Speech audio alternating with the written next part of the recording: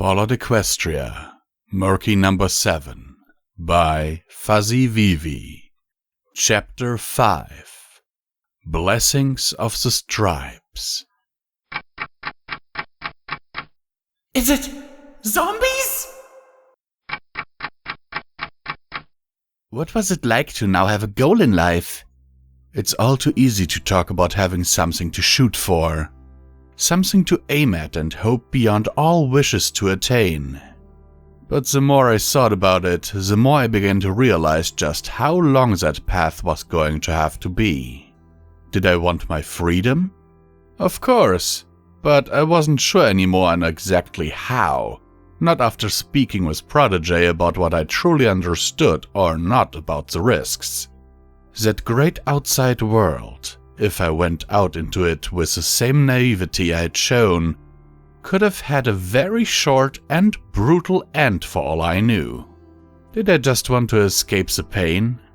My mindset had led me to consider this route in the wrong way one too many times before, and the risk of falling into that again never really went away. When no exit was given, I found myself more and more beginning to turn to options that I would normally never consider. Some risky, some very final. I had come too close to that once already. Was it to discover those who would care for me as much as I wanted to care in return? But then, who truly would? Pegasi were hated in Fillydelphia, and I certainly wasn't the most charismatic and confident pony who ever lived. If asked my name by someone I didn't know, chances are I'd just squeak and avoid eye contact. I didn't know what I really wanted, but the thought of going beyond the wall was the sole remaining thing that kept me from going mad with grief at the situation I had been dealt now.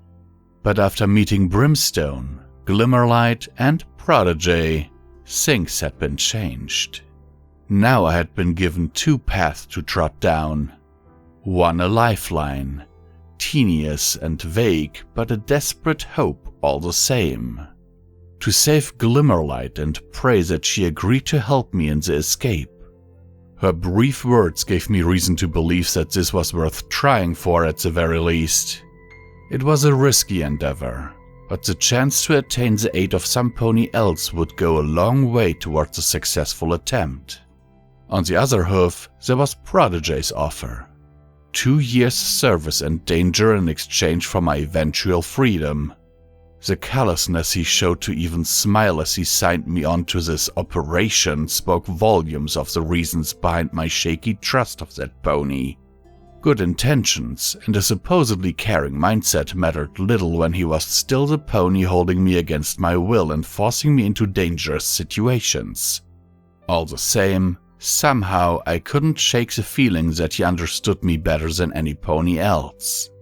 If Brimstone and Glimmerlight cast me out, he would be my only vague ally left in the nightmare that was Fillydelphia. The momentum from seeing the stable dwellers escape was beginning to falter over time. I desperately needed a figurehead, some pony to give me a reason. Perhaps that's why I was following a raider, who had once abused ponies like me for fun, in an effort to just be doing something, anything at all to chase some way to get my escape back on track. Was it because I craved to break the loneliness? Or was it just because he had the authority that I couldn't say no to? My duality of personality was still a tough obstacle in my head, dredged up all over again after the master had set himself upon me. I really wished I had something better to hang on to. I only had to take care of myself in the past. To survive. To get my journal back. To attempt escape. I'd gained a certain confidence that the master had broken once more. I needed it back. I needed something to prove to myself that I could still do this sort of thing and not go back to being the mindless slave I once was. I needed to save Glimmerlight, not just for her life, not just for the vague wish that she would become an ally, but also to give me something to cling to. Something that I could use to remind myself that I was not beaten yet. It wasn't much of a goal. But for now, as I set myself upon the longer road, it was enough to get started. Hearts and Hooves Hospital had clearly seen better days. The building was old, sandstone and brickwork mismatched from different generations of renovation, and surrounded by a ripped and wrecked barbed fence of the war era. On top of it all, Wasteland-style scrap and rough repair jobs had further broken the balance of visual appeal. It offended every artistic sense I had to merely even look at the sprawling complex's low buildings that seemed to expand outward rather than upwards around the higher central wards. Old wagons lay on their side, their pink and yellow design marred and dust-covered. I could see at least a dozen of them, prompting me to wonder why they hadn't been renovated for use by Red Eye. A closer look explained why. They were sky wagons. Without Pegasi, they were useless to him, but even they had been stripped of anything useful, owning to Red Eye's insistence to use anything and everything. I had occasionally seen griffins with similar carts, but these were much too small for those towering mercenaries. That same ruthless mindset had created Fillydelphia and repaired much of what it could do. Before me sat another element of proof to that claim. The hospital was not exactly bustling, but I could see lights inside. Slaves on watch duty outside. I presumed a medical area dedicated to more important slaves didn't warrant a full guard routine.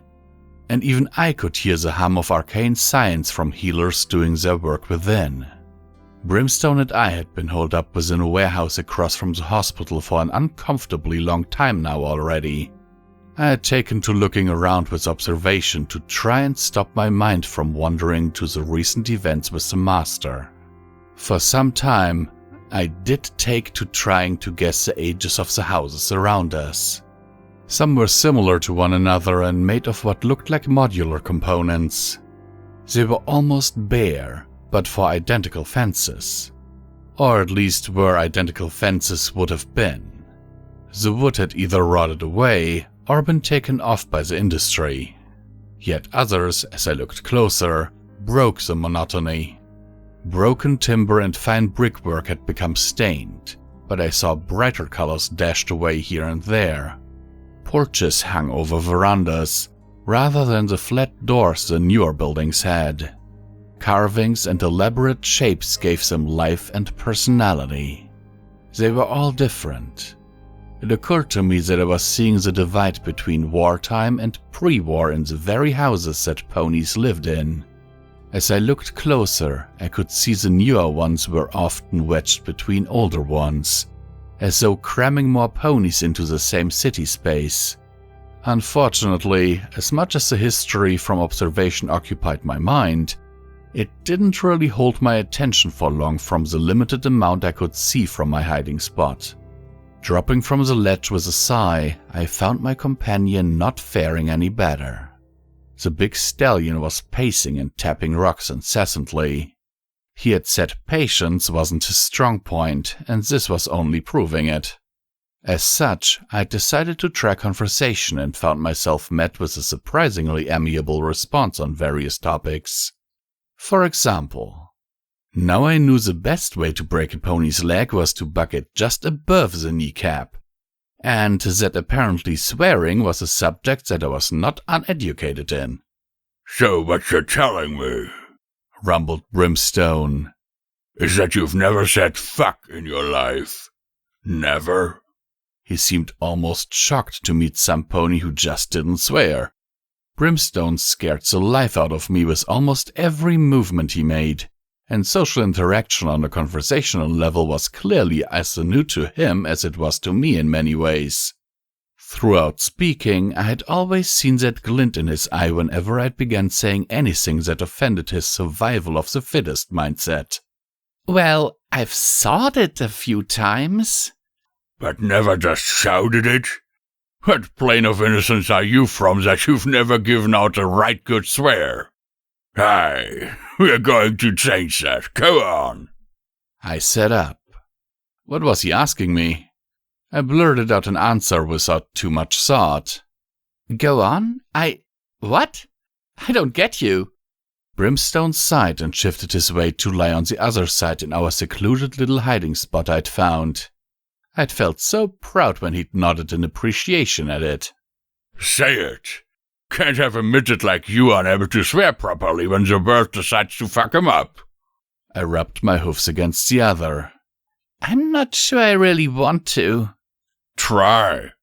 Please, Just give it a go. We're bored here anyway. Amuse me. My jaw was hanging open. I'd always felt nervous when I'd even thought of the word. Or any swear word for that matter. My mother had always taught me not to. That to swear or curse in the goddess's name was bad. Over time, I'd broken the second one a few times. Sorry. Please don't send me to the moon. But always kept control of my voice. But then, perhaps I'd fit in better if I talked like them. Okay. I'll try. Aye. Alright, what about? Brimstone rolled his eyes, muttering something about bloody sunlickers, and shrugged. Anything. Something you don't feel good about. Who do you really not feel safe around? My first thought was, you! But I doubted it would help my present situation of being on the better side of this massive and potentially dangerous pony. I still remembered him choking me against the wall for daring suggest the wrong thing about him. But who did I hate? Wicked Slit was a particularly loathsome presence in Philadelphia, as was Sooty Morass. And of course Noose. I hated Protégé for his insistence to not let me go. I hated Red Eye for buying me in the first place and putting me into this nightmare. But really, there was always going to be one answer. I really hate the master. Shackles. Piss pot of nasty that bastard is. See? Now you try. Say you fucking hate him or something. I sat up and took a deep breath, closing my eyes. I was actually shivering. What if he hurt me? What if word got back to him? What if Celestia and Luna hurt me? What if Brimstone laughed at how bad I was at proper swearing? Really, they paled in comparison to the real worry. What if some pony told my mother? I could do this. I could rebel a little. Show the master he couldn't take my freedom of voice. I really... I felt my face screw up and the word fall flat suddenly. Brimstone just shook his head. What's wrong with you? It's just a wee bird. Nothing to get worried over. Try again. I really No, I wasn't gonna give up. I'm doing it now. I really fudging hate him. There was a dull thunk as Brimstone face-hoofed. Hard. This could take some time, couldn't it? I just nodded meekly, muttering small apologies under my breath. However, my ears perked up as I heard a sound from outside. The sound we'd been waiting for. Noticing me perk up, Brimstone peered above the ruined windowsill. Looks like a bit of waiting paid off. Guard changed. New ones won't be as keen to do the night shift, so getting past them shouldn't be too hard. You distract one and I'll take him out. Wait, you're going to kill a slave? Yes, and?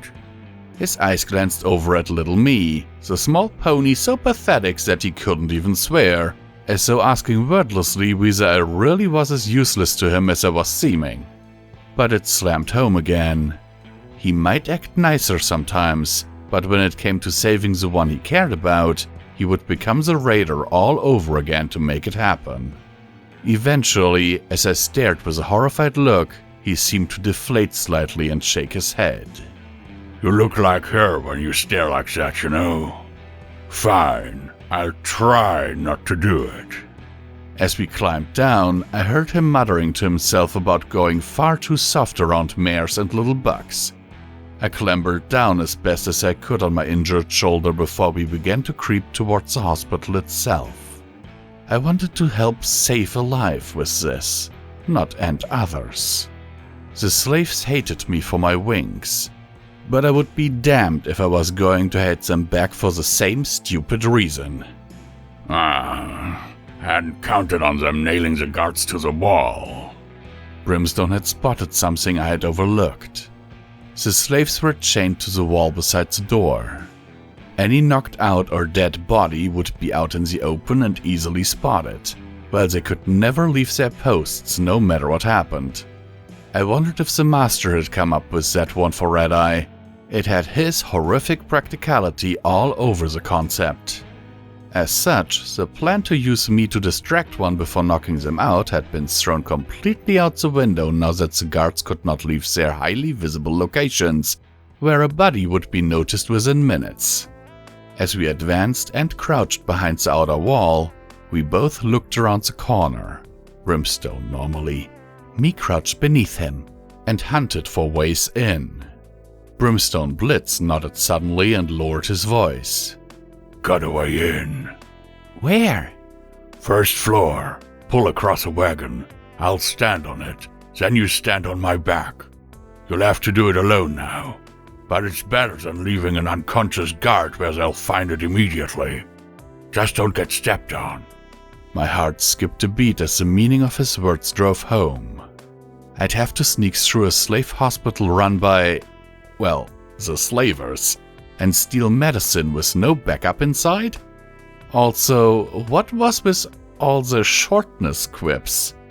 I wasn't that small. No pony messed with little Pip. I had heard so on the radio, and she was about the same height as me. I don't know if I can do this, Brim. How will I even know the medicine? It's called Red Purge. Some rare knockoff brand, but it's safe for Glimmer to use to avoid the ingredients in Redaway that he's allergic to. Just look for that. But I backed off, looking away to the side with a sigh. I really hated admitting this. I can't read. Are you kidding me?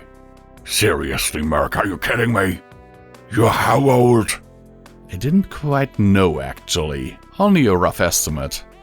I didn't even know my birthday. Not that any pony truly knew dates outside of fancier settlements. Even then they differed. I just hung my head in embarrassment as Brimstone groaned and shook his head. Damn it all.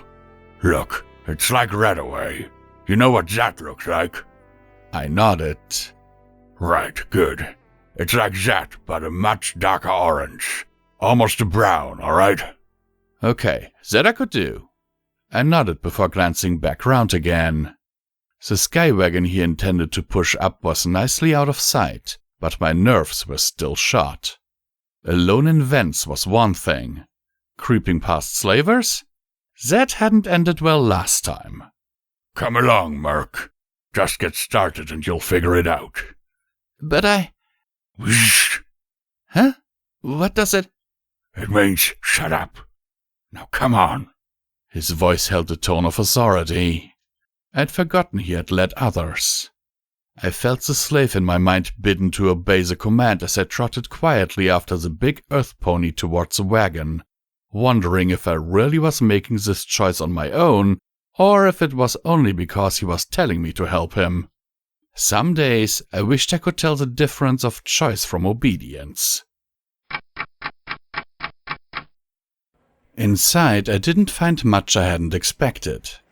There were wards with little cleanliness and rather disturbing traces of red stained into the floor. Slaves groaned from open wounds while any pony with a degree of medical ability was moving around, checking the patients. Too many times I saw them sigh dejectedly and move on. Thankfully, no pony seemed to mind me being there amidst the strangely slow-paced yet chaotic scene of pain and half-hearted healing that took place around me. Even so, I quickly snatched some bandages from an empty bedside and used them to cover my pip-buck. It mostly looked like scrap, but there was no sense in taking the chance. Perhaps they might think I was injured and had a right to be here. The thought quickly occurred that I was injured.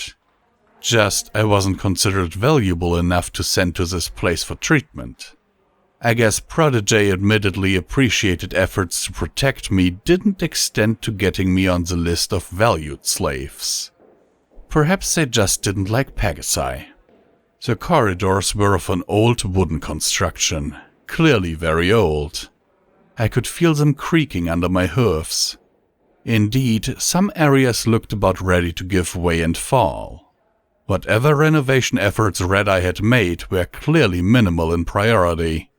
How could slave marketeers like Scooty and Artery get away with having so much stock, and yet there was never enough for those here? It just wasn't fair. I passed a young earth pony buck about my age, teal and white. He whimpered on an old moldy mattress in the nearest ward. His 2 front legs were just gone. Had he stepped on a mine? I found myself standing and watching him for a second, just lying there, crying into the mattress and trying to move limbs that weren't there. Now he'd never walk again. The fate of the one poor slave that lost a leg to the thresher came back to my mind. Shuddering, I found myself forced to move on. There had to be a medicine cupboard somewhere. A sudden door banging and agonized screaming dragged me from my thoughts as I saw a stretcher magically pulled before me. Ducking into the ward to let them by, I squeaked and hid as I saw Whiplash following it at top speed. Don't you dare let her die! She's one of my best workers! Slit will have my ear if I can't get her on shifts in future! Yes, Master. Bloodbank, get to the stash and bring a brace with a syringe of Medex. Yes, Doctor. Peeking out from the ward, I saw a light pink mare thrashing in pain on the stretcher as 2 unicorns desperately tried to hold her down. I saw a red pony in a blood-stained overall gallop off down the hall even as the stretcher and Whiplash disappeared around the corner. After all I'd been through, he really didn't seem too much of a threat these days. At a canter, I followed Bloodbank as the procession disappeared through another set of doors. Even further away, I could still pick up her squealing in the distance. The sound made my stomach churn as it heightened when they undoubtedly began to work to fix whatever had happened to her. Bloodbank moved fast, charging around to a doorway. The fact he stopped to get a key was the only reason I even caught up without moving too fast to seem overly suspicious. Even so, I nearly ran into a couple of orderlies magically carrying trays of implements, prompting some shouting to watch where the hell I was going even as I hopped and wobbled out of their way. By the time I found him, he was coming out of the room again and locking it once more. I felt the urge to say the word Brimstone had wanted, but at least I now knew where the medicine was kept. Waiting for Bloodbank to leave, I crept up the door, watching left and right for any pony coming. This was a more deserted area of the hospital, clearly to keep the camps away from those who might seek to acquire them from their beds.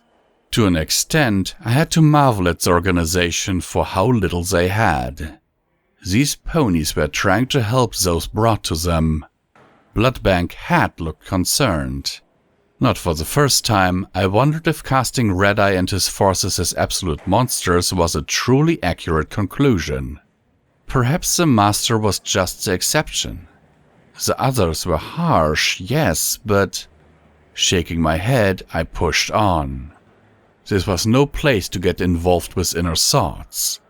I tried adjoining rooms, finding only some old bathrooms. Why I still felt guilty for glancing into the mess room by accident, I had no idea. And eventually a less vital storage cupboard. With any luck, this might have what I needed. Stepping fully inside it and pulling the closet behind me, I began to hunt around its contents from within. Metal boxes of the ever-rich designer were mixed with piles of old medical robes. Judging by the dust on it all, this hadn't been touched in quite a while. In fact, if I had been in this place more permanently, I may have made it a hidey hole in here. The last item was a small toolbox. Out of curiosity, I opened it. Perhaps it'd have something to get that lock open. A hammer, small saw, nuts, bolts, metal ruler, truly a lethal weapon. Wonder glue, a screwdriver, and some bobby pins. Nothing that could be used to pick a lock. I stifled a curse, or what amounted to a curse by my standards, and took just the ruler. It helped me straight lines on my drawings at least. I stuffed it into the pouch I'd sewn on the bottom of my fleece and sat back against the wall to think. This just wasn't my area. Sure, I was a little thief, that I'd come to accept, but getting through obstacles was just beyond me. The mare would probably have known how. She seemed intelligent. Brimstone would probably just knock and the door would open from sheer terror of the alternative. Protégé, well, he would just use a key. But for a little thief like Murky Number 7, like me, what could I do? Tossing ideas around, I gave up somewhere around hoping I had an undiscovered talent for making explosives out of wonder glue and lint before realizing the obvious. I was a thief. There was a key. Well, duh! It took a few minutes to relocate Blood Bank as I followed the same wailing that still sounded through the hospital. I trotted through a cloth hung above the corridor and stopped. All this walking and running was not doing my shoulder any good at all. I wondered if they had any more medics in that cupboard. That had worked last time pretty nicely. Bloodbank was standing outside a room separated by a clear perspex viewing window. Behind it, I could see the mare thrashing as a unicorn tried to get the syringe of medics into her. I dared not look too closely. I didn't particularly want to see some gruesome injury to keep me up at night. Bloodbank's key was rather convenient, hanging from his side lapel for easy access with magic. However, even as I began to slowly approach, I could see how reflective the perspex was. Any attempt to sneak up and lift it would be spotted instantly. I tapped the goggles on my head while thinking. Bloodbank had acknowledged my presence with a brief glance, but seeing the bandage just grunted and looked back into what I guessed was the operating theater. If you're a visitor for petal leaf here, you'll have to wait. I spotted a quick chance and an idea. I couldn't sneak up to him, so I'd do the next best thing. Petal leaf? Sweet Celestia, is she alright? Please, I have to see her! I threw on my most dramatic and pained voice, letting my pitch go almost to breaking point as I galloped forward towards the window. Bloodbank sighed, turning to block my way. I said I'm sorry, but you cannot... I tripped. Slamming into Bloodbank, the pair of us tumbled to the floor. I was given an unexpected lesson in swearing as he rose to his hoofs and batted me around the head once or twice for acting so clumsy in a hospital. Shooing me out, I pretended to struggle and whine as I was almost thrown through the curtain again. With a final scream to never get in the way again, I was painfully half-bucked across the floor. Groaning, clutching my side, I cowered into the corner of the reception as every pony else stared. But at least I had the key, hidden in my mouth from one pickpocketing little swipe. I was feeling at least moderately proud. I'd gotten in without harming any pony, and I could just leave the key behind the locked door when I left so the doctors would still be able to access it and treat others. We'd save a life without hurting any pony. Well, almost. Flippy Bit's hatred still resounded in my mind. But that had been an accident, right? Brimstone would have let him go if he hadn't died on the doorway, right? Right? I knew I was wrong, but right now I needed to stay as optimistic as I could. I was trying to build confidence to pursue something bigger again. I couldn't afford to always second-guess myself. I was moving back towards the medicine cupboard again when I spotted another doctor leaving the room once more. I had to fight to not gasp as I galloped back to the last corner and hid behind it while he passed by. He was carrying just what I needed. Elation filled me as he left and I galloped back to the door, unlocked it and triumphantly ran in. This place definitely had the right stuff. It didn't. The shelves were stocked with pretty basic medicine in small doses. I guessed it was for quickly grabbing the amounts they needed, separated into the smaller amounts. I saw watered-down healing potions glittering with varied colors in the dark, and packs of tablets piled haphazardly together.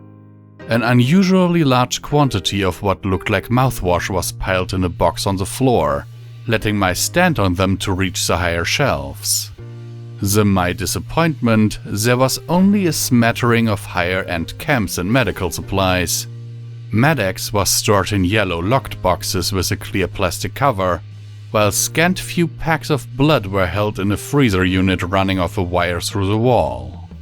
Unfortunately, there was a clear gap beside the red-away shelf where only one of the orange packets remained. Truth be told, I'd been planning to steal some more. They'd get restocked, right? But seeing the pitiful amounts and remembering the suffering of slaves all around me, I couldn't. It would be as bad as becoming a slaver myself. The words of the first doctor came back to me. The medicine cupboard. Singular. This was the only one. There was no red perch left. I'd failed Glimmerlight. I collapsed onto my knees in the middle of the cupboard, remembering her wonderfully peaceful and energetic look even through her sickness.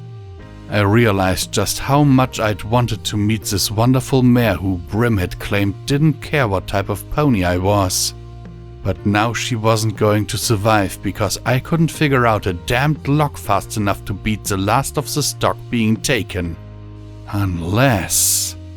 I turned back to the entranceway and hobbled out as fast as I could. There was one more of them in the building, and I was going to get it no matter what. She deserved life. She didn't hate me. The red whatever belonged to her. It had taken some searching, but eventually I located it. This run around the hospital had been beginning to annoy me, and a few orderlies were starting to get suspicious as well. I tried the messenger trick again, but even then most of them kept glancing as I moved past. I avoided whoever I could, but no pony could truly hide in those well-lit corridors. It didn't matter. I had found the patient the medicine had been taken to. A nurse had been about to connect it, but one quick crazed shouting from me later, they had galloped off, thinking they were urgently needed for an emergency. Now there was just me and the red perch. That sickly brownish stuff lay on the side table, unconnected and fresh. All it would take is for one quick snatch, shove it in my pouch, and then make my way to the entrance and trot out. No pony would question some pony leaving. I felt my heart lift. I had done it. Reaching forward, I bit down on the red perch. Who's there? I yelped and hopped back, holding the red perch in my mouth as I stared at the source of the noise. On the bed lay a mare, covered by a thin blanket. She turned to me, eyes still closed from weakness. A sense of déjà vu flowed over me. The symptoms were precisely the same. The illness the same. This mare was suffering the exact same problem. She lay there, pale gray with a wondrously colored blue, black, and white long mane tied into a ponytail, with 2 braided strands across her face. True to form, she was also a unicorn who looked a good bit older than me, like she could have been my mother. She was also very, very sick. Did you find some? I glanced at the mare, then down my own muzzle at the red perch. They would get more, right? They would restock. I could just turn and walk away. Be a good little thief. Glimmerlight deserved it more than any pony. She looked so weak. My head lowered, feeling a shuddering start throughout my body already. Too late, I noticed my ears warning my off-some pony approaching. What are you doing? Shocked, I squealed out loud and dropped the sachet before stumbling back and falling against the side of the bed, startling the mare. The nurse had returned and stood directly in the doorway, quite out of breath. Her coat and mane were blazing yellow and red, and her eyes wide in surprise. Were you? Her eyes fell to the red perch before falling back to me. Having it all laid before me, I realized what I had truly been reduced to stealing from a critically injured pony with no proof of them being good or bad to help some pony else. To simply take the easy way out and lose all morals and ethics in the process. Not once had I even stopped to think and realize the path I had been walking down. Who was I to judge life against life? I quickly overcame me as I imagined my mother, the DJ, the mayor, and even little Pip looking down upon me disapprovingly. I collapsed to the floor in tears. I'm sorry. I Words came with great difficulty as I cried my heart out. Partially because of overwhelming guilt, and partially from the terrifying thought that Fillydelphia was slowly but surely beginning to push me to do this sort of thing. Yet no matter how hard the world said I had to push to make it out of here, no matter how Protégé told me that I had to be willing to do anything to get out of here, no matter how much the city spoke of sacrifice of freedom, I knew something else. That even if it made it harder, I still had my own way. My way that mattered to me. And this was not it. The nurse picked the sachet from the floor with her telekinesis, placing it next to the bed of the frankly stunned mare. The sick patient wasn't sitting up to look down at me, being too weak. But the nurse advanced across to me. Her expression seemed to have softened. You were going to take it, but this patient will die by tomorrow without this last sachet. She has an allergy. I know. I sniffed. But some pony else does too, but I don't think she's able to come here. I just wanted to help her. Her face dropped any remaining sternness it had possessed as she drew breath lightly. Her horn flickered over me.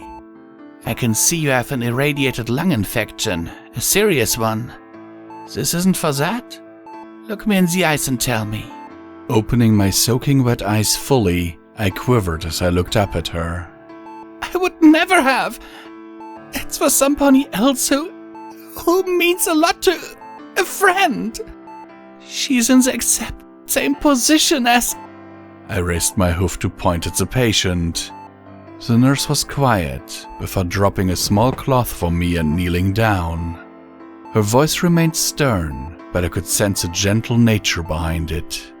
Dry your tears. I can see you're honest. This was wrong, but your heart was in the right place at least. Enough that you say what you were doing. I wouldn't be a nurse if I couldn't respect that to some degree. Even if I work for Red Eye, that doesn't mean I don't follow the same codes that Dr. Weatherweave taught us. He's pretty intense about that stuff. Look, I'd give you some, but we have none spare. Well, what? As I got up slowly, I could see the mare had seemingly fallen into a restless sleep, even with us two talking. She really was in a bad way. Why hadn't I seen that? There might be some in the basement, but that's dangerous, you see. When the megaspells hit, it was flooded from a water line that came from the impact site. The water is long gone, but the radiation is intense down there. It would badly affect your lung if you were to try. But there's an old supply room that we've been unable to reach. Usually Dr. Weatherweave brings enough that we don't need to bother even considering going down. But if you really are willing to go to this length... I didn't even need to think. If anything, I now realized more what drove Brimstone Blitz. I had damaged my own innocent nature here. If I had to risk life and limb to get that medicine to make up for almost doing the wrong thing to attain my own goals, so be it. That is, what life and limb I had left. The nurse had taken me to a back door, letting me out.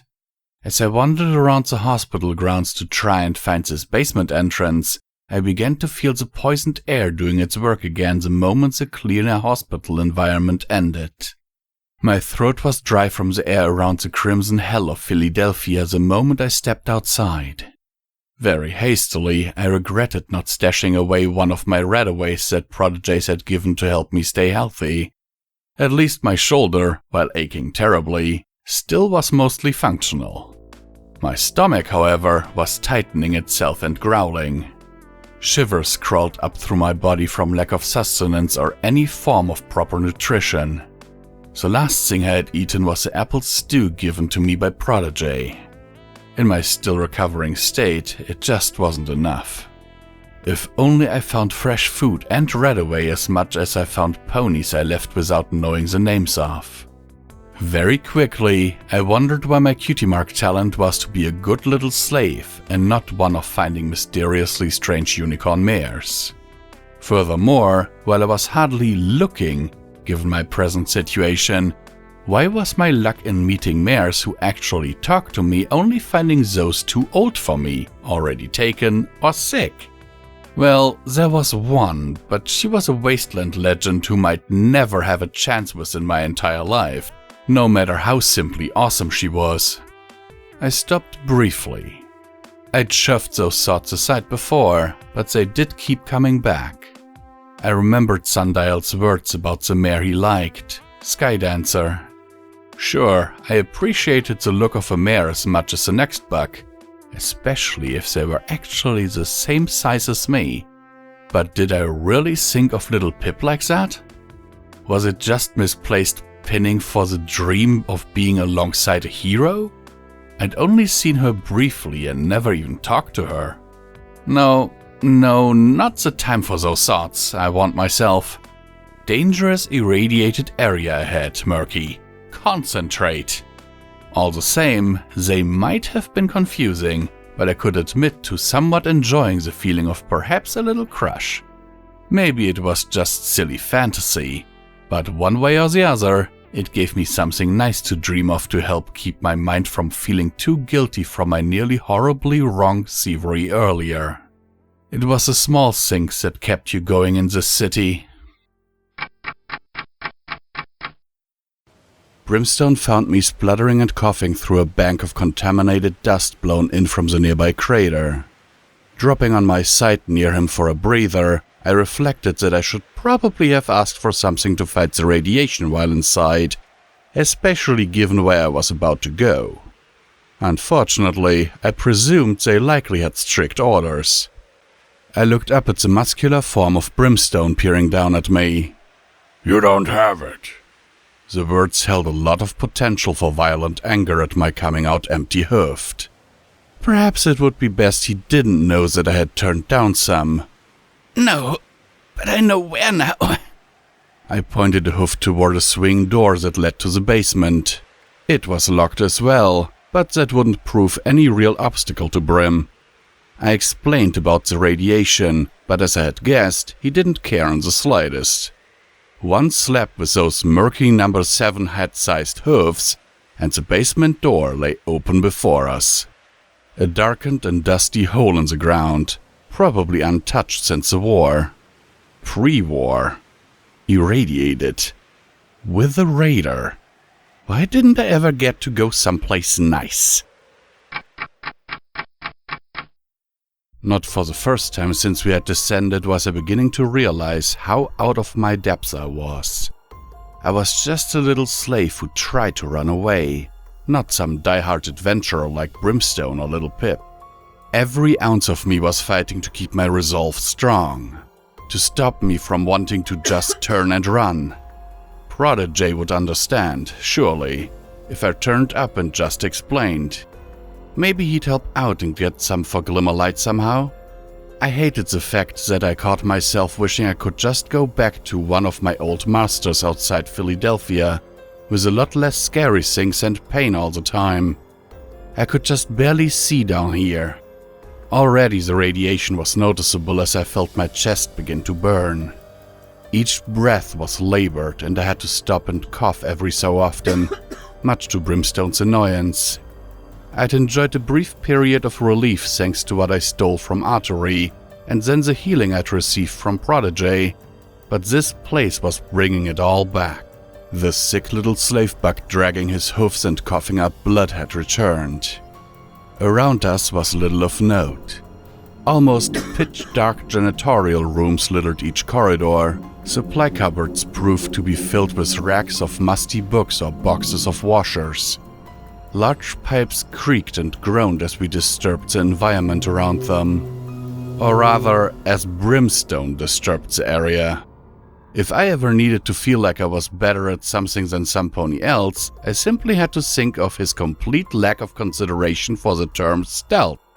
Hey, Murk. Yes?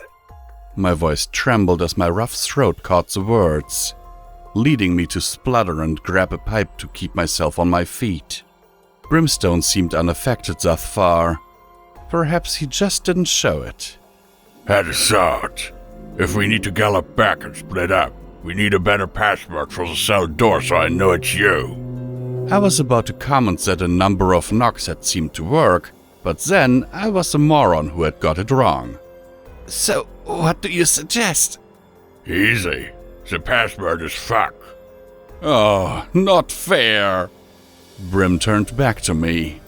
I could see him grinning in the darkness. I guessed he liked to use a bit of banter to help relieve times when you could cut the tension with an auto-axe. Aye, that'll do. Now you should go up front. You seem to be able to see better than I in the dark. These eyes don't work as well as they used to before that little scanner with a flamethrower a few years back. A little what? I mean, you sure? Aye. Was he grinning? What was the joke with simply saying aye? Oh, wow, I was slow today. Sighing, I staggered up front, glad that at least Brimstone would be able to see if I were to be about to collapse. Perhaps he'd carry me back out again. Perhaps he'd just leave me here? The worry shaking led me to another foul cough. At least I wasn't vomiting blood yet. Each step I made was hardly without worry. My eyes adjusted well to see a vague outline of thin corridors and irregular doorways that hardly seemed shaped for ponies at all. I began to wonder if the designer had even thought of those who might have to access it during operation. Thick layers of dust were not helping my breathing one bit as I carefully edged around old tools and rusted objects that I couldn't even discern the original use of. My ears worked just fine though, and I didn't like what they were hearing. Light shuffling and trotting. I froze on the spot, leaning down and hoping Brimstone would get the message as I closed my eyes and just listened. The sounds of something soft, something irregular and organic. Every so often I heard metallic noises, similar to what we were making by trotting around all this plumbing or boiler kit. The thick concrete ceiling kept all sound from above out. Whatever was moving was down here. My quivering became a fearful shake as I remembered the hellish zombie janitor sing in the dark. That howling, mutilated and rotten face inches from my own haunted my every thought. What I could hear was moving idly, dragging its hoofs behind it and moving aimlessly. Just like that monster before. I whined, fighting the urge to flee. Brim, I whispered. I think there's a zombie. Not surprising. It's contaminated down here. They live off that stuff. Just find a room. We're under the main building, so it should be nearby. I really wished I could detect where that sound was from, but the ambience and thick walls were giving me no clues. Dust hung in the still air, while repaired plumbing squirted the occasional mist of steam into the corridors that blocked my vision. Of course, it also made everything look like it was some other shape. Now, if I could just stay quiet, we might find the medicine and get out before whatever it was wandering these thin tunnels found us. A nice doorway just close to me. That do to begin the search. Placing my front hoofs on the door, I pushed. In my weakened state, the door felt heavier than I could even attempt with a slow push. Slamming forward, I shoved it open roughly, before a wall of dust exploded in my face out of the undisturbed space. It went in my mouth, in my eyes, and shocked me to yelp and fall back. My throat began to tingle. The tickling rose, a painful building of pressure as I fought to keep the cough in. Unfortunately, the dust had done its damage. My throat was like sandpaper. I felt both lungs searing with the effort to breathe and making spasms as I tried to just inhale normally. I couldn't hold it in. Even with my hoofs covering my mouth, the coughing went on for too long. I fell, crying out between them as I felt my entire mid-torso light up with the pain I'd begun to forget from my illness. It wouldn't stop. Hacking and spluttering, I cried on the cold, dusty concrete floor as it felt like my lungs were about to erupt from my mouth. It took a good 10 seconds to die down, leaving me lying frail and weakened on the floor, scarcely able to breathe. Whatever it was, it hurt me. A sickly howl of hunger and rage echoed through the basement as I heard rapidly moving hoofs galloping. Brimstone leapt between me and the rough direction, a metal shard in his mouth ready. A ferocious crash boomed through the area as I saw the far oaken door shudder from a colossal impact. Even Brimstone seemed to be taken aback by whatever force was slamming on the door. I got to my hoofs, leaning my hoof on a pipe, wincing in pain as my shoulder reminded me why I shouldn't put weight on it. The door was holding, but I could feel the impacts through it. It made a high-pitched shriek, and I saw a glowing haze emerge and fade from below the doorway. For the glorious love of great fuck, will you shut the hell up in there and stop that endless fucking bullshittery? The sounds ceased. Everything became deathly quiet as Brimstone and myself stared sideways at the second pony who had approached us under the noise of the zombie ghoul pony thing attacking the door. My mouth dropped, and not just at the rather imaginative cursing. Another ghoul. If I could have screamed, I would have. A unicorn stallion, dressed in a torn and faded doctor's outfit. Underneath it was nothing but rotten sinew, with visibly moving muscles and surrounded by a sickening smell. From the looks of things, he was trying to keep his body covered by as much of his uniform as possible. He glanced to the door and slammed the hoof against it.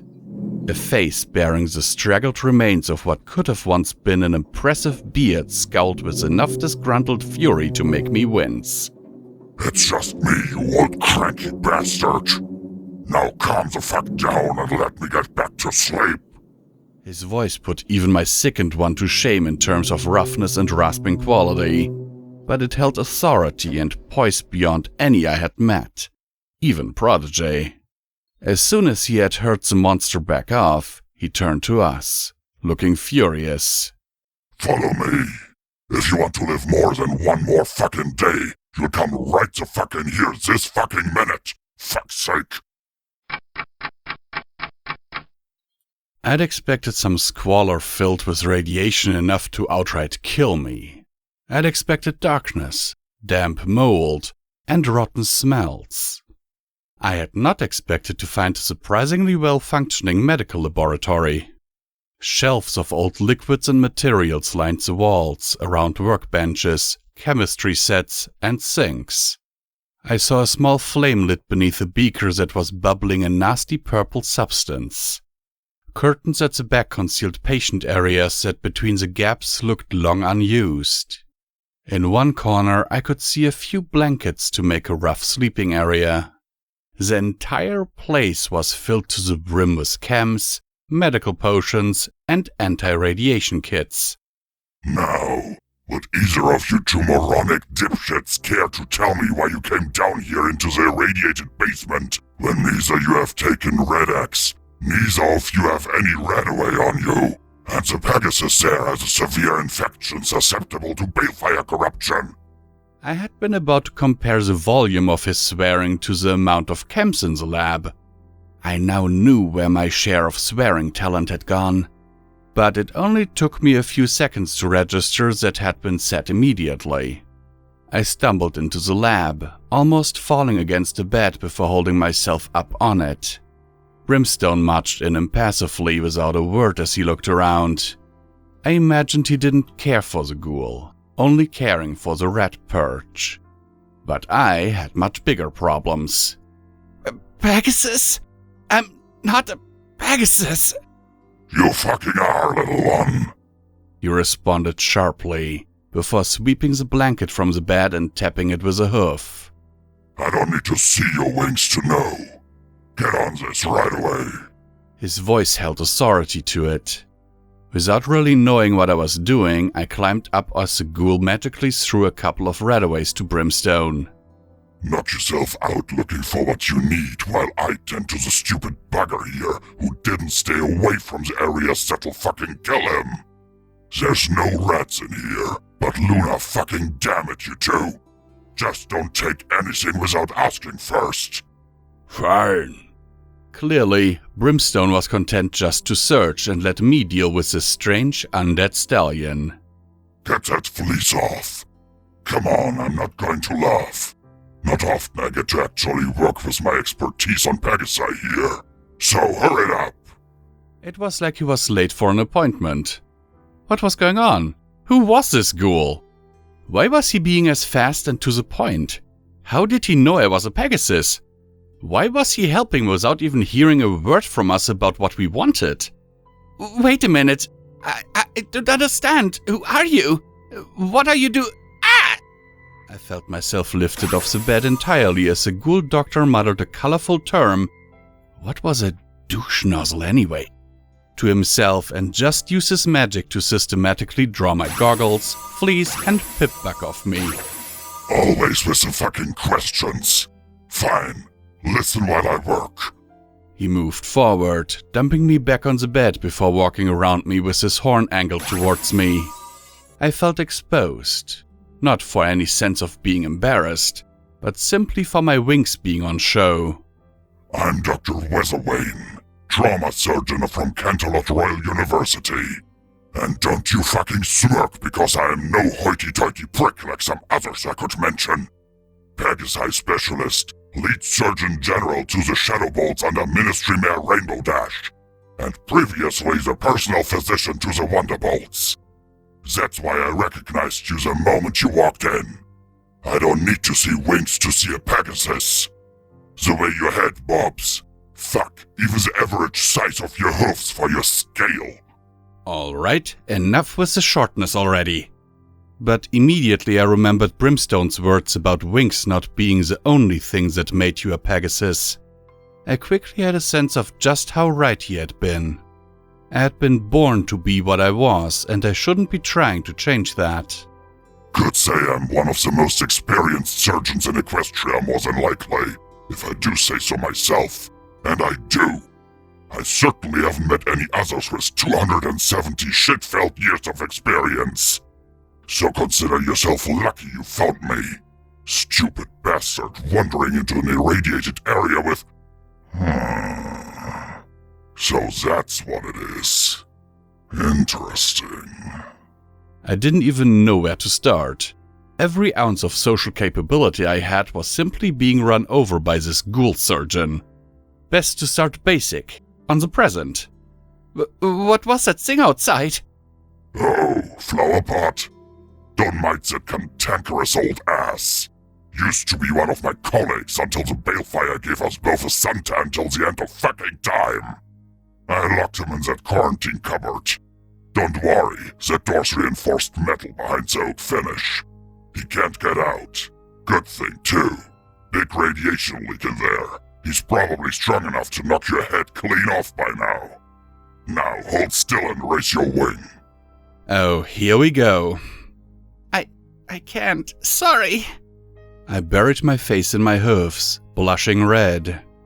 This unicorn had seen Pegasi in their glory days. How pathetic would I be in My wings screamed in pain as it was magically pulled out. I screamed in a more literal sense. Oh, stop whining, I tell ya. Back during my time with the Wonderbolts, Mare called Spitfire had her wings snapped in 3 places from a crash landing. I reset all of them in the dressing room, and did she so much as give a squeak? Hell no, she didn't. Not like Soren. Always whined on his checkups, that big old fool. Now come on, worst part is over. Hold still and it won't hurt a bit. Why are you doing this? My voice was rasping under the rough treatment, coughing every time I took a breath too quickly. Are you a bloody simpleton? I'm a fucking doctor. What do you think I'm meant to do when I see a pony dying and injured in front of me? Silence reigned for just a second. Hesitantly, I cast a glance up to see for once he had stopped moving to match me. Only then did I finally catch the look in his eyes as I shifted uncomfortably. That look of pain, because he was seeing another pony genuinely suffering before him. How many times had he seen that same look over the long years in the Wasteland? Those centuries of dedication to a craft did not allow him to ignore me. I quickly began to gain a respect, even through the rudeness. He had taken the Wasteland's horrors for longer than, well, possibly any pony ever. Yet he still helped. Pain scared me, but for once I nodded. Even if he didn't truly show it, he was a true doctor. I finally saw exactly what the DJ had meant. Ghouls were ponies too. In many ways, they were better than any of us, for they knew where this world had come from and what values had to be held onto. Now hold still while I get Zazawing. Celestia's fantastic arse, kid. How long has it been since you got these checked? After much wailing and cursed comments of how much of a fool I was, I eventually learned more as he went about his business. Weathervane, despite his somewhat abrasive manner, had taken to clinging to his principles to help him stay sane across the centuries. The result seemed to be some pony who was more determined to heal others than was generally socially accepted. An odd combination, to say the least. It was also why he had started working for Red Eye. Weathervane had lived in Fillydelphia, or at least had originated here before the war. This basement was his personal research and chem lab for the hospital he had actually founded and run above. Very quickly, the haphazard artistic design made sense as I learned more about Weathervane's insistence of efficient quality over aesthetic requirement. Even now, 200 years after the apocalypse, he had remained at his post. No matter who ran the city, he still ran the hospital he had built, teaching new generations to staff it himself. I simply could not put properly in words how in awe I was of that sort of determination. Part of me was tempted to ask him about before, but I sensed it might be a sore spot and I knew how badly I reacted to stories of the past anyway. Perhaps it would be best to just stay quiet on this one and treat him as an individual of the present rather than a relic of the past. While checking me over, his horn had flared as he spoke. My shoulder's pain had numbed and eventually faded before he strapped a tight wrap around it. Bruises and cuts I didn't even know I had disappeared as I was fed a stale-tasting healing potion. He seemed greatly interested in my wings, however, tutting and shaking his head. Some pony really did a bloody number on you, kid. Would I be right in guessing blunt trauma? I think I must have twitched as the unpleasant memory of being dragged into an old barn by fellow slaves resurfaced. Eyes clenched closed and fighting not to have a minor breakdown, I nodded. Dr. Weathervane's tone had softened after his scathing anger. Indeed, he only frequently cursed now. For him, that was a step down. Old injury too, but that will have to wait. I'll perhaps be able to give you some more information or treatment or some shit to get rid of the pain at least later on. Need to dig out my old books. But for now, we have something a bit more important to discuss. Setting some red away beside me, he motioned to drink up, whilst he moved backwards and settled against the counter. I could hear Brimstone still stomping around, becoming aggravated as he hunted for rat perch in the back of the room. Well, Murky Number 7. Weathervane's voice rasped and echoed from the halls to give it a somewhat fading, slimy quality. He brought a pair of reading glasses to his face as he gave me the look that told me I should be sitting down. I'm afraid I do not have very good news for you. I'd known I was screwed long ago, but something about hearing it from a qualified medical professional really rammed it home. What you have isn't a simple infected lung that got a little ratted up. What you have is something we call a pulmonary embolism. A clinically severe affliction that provides the symptoms you have demonstrated. Basically, the arteries. Do you know what they are? I shook my head. To tell the truth, he had lost me at pulmonary. Weatherweave shook his head, tapping it and cursing lowly before continuing. This isn't technically right, but something in your lungs is clogged up by an unspecified substance. In this case, it's your birth defect. Your ears show signs of taint mutation. Were you ever exposed? My mother was exposed while still pregnant. Makes sense. You were exposed to taint as a fetus and thus were born with minor abnormalities. At first I thought it was the chemicals in the air that might have started it.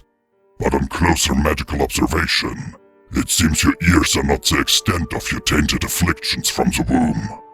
Your lungs have mostly harmless but noticeable warped sections. Now, this was never enough to really cause you trouble, until you came to Fillydelphia. The ambient radiation probably aggravated it, causing the tainted inner flesh to react, inflame, and begin to cause much more problems around your respiratory system. The more radiation you took in, the worse it got.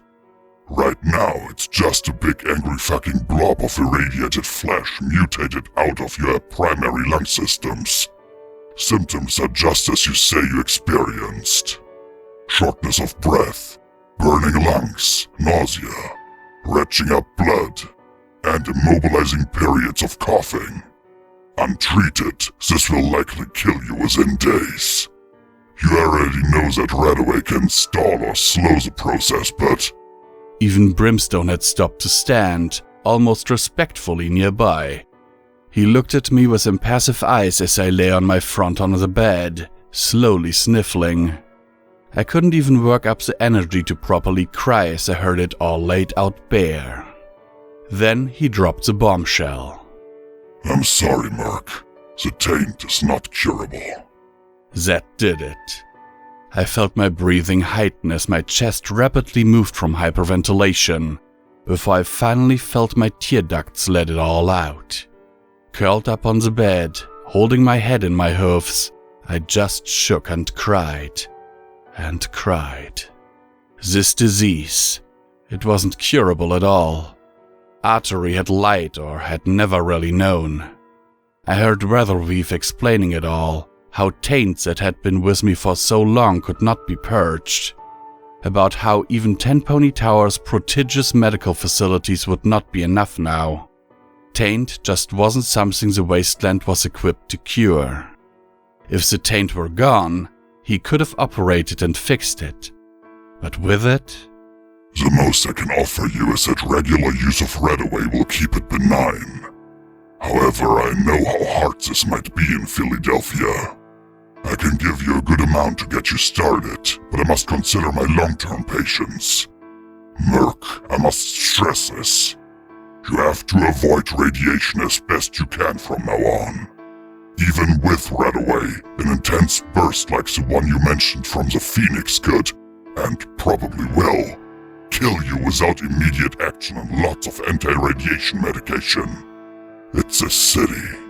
If you weren't here, you'd likely be able to live normally with a little care. But in this damp place... I didn't reply. I couldn't. My forelegs were soaking damp with overflow from my eyes as I just buried my face into them, wishing it would all just stop.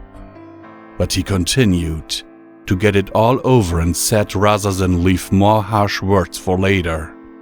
Weatherweave explained what to watch out for. I would become dizzy, tired, and very short of breath like I had while around Sooty if it was reaching critical stages. Further than that, I would go into convulsions, bring up blood, and likely fall unconscious within the hour. I'd need some pony else to save me if that happened. If not, if no pony did, I would quite literally choke to death on my own blood. The limit for ambient radiation was a few days. To avoid serious symptoms, I would have to ingest at least one Radaway every day or so to keep it at bay. He had given me 5 in the bag. In combination with Protégé's gift, I had 8. 8 days. Perhaps a couple at most if I rationed. Less than 2 weeks. But I needed to survive 2 years if I couldn't get out. It all felt so impossible. So unfairly stacked against me. Why me? Why always me? I ignored Brimstone and Razorvane as they talked. Instead, I simply lay down quietly and found myself staring blankly at the wall in Razorvane's lab. In a fit of need, I had switched on my Pip-Bug's radio to listen to. I needed something, anything to help give me hope now. Now, I've been getting an interesting little question lately, or at least I've heard it's been asked in all those little towns around the big old Equestrian Wasteland these days. DJs, they ask, at what point have we won the good fight you always want us to follow? Well, children, that is a very good one. You know that I am known for the truth, fellow ponies, so I will not lie. I really had to think on this one. At least all the thinking I could manage while I could find silence. What with my number 1 assistant and her newfound friend both together in the area. Now, I'm sure they were just moving some furniture around and were agreeing a lot over where it had gone. But what a... Oh, sorry, off topic. Old PJ here just doesn't know when to shut his mouth these days, does he? Now, allow me to answer you all. The good fight never ends. Even all those years ago when ponies lived in peace, they were fighting it.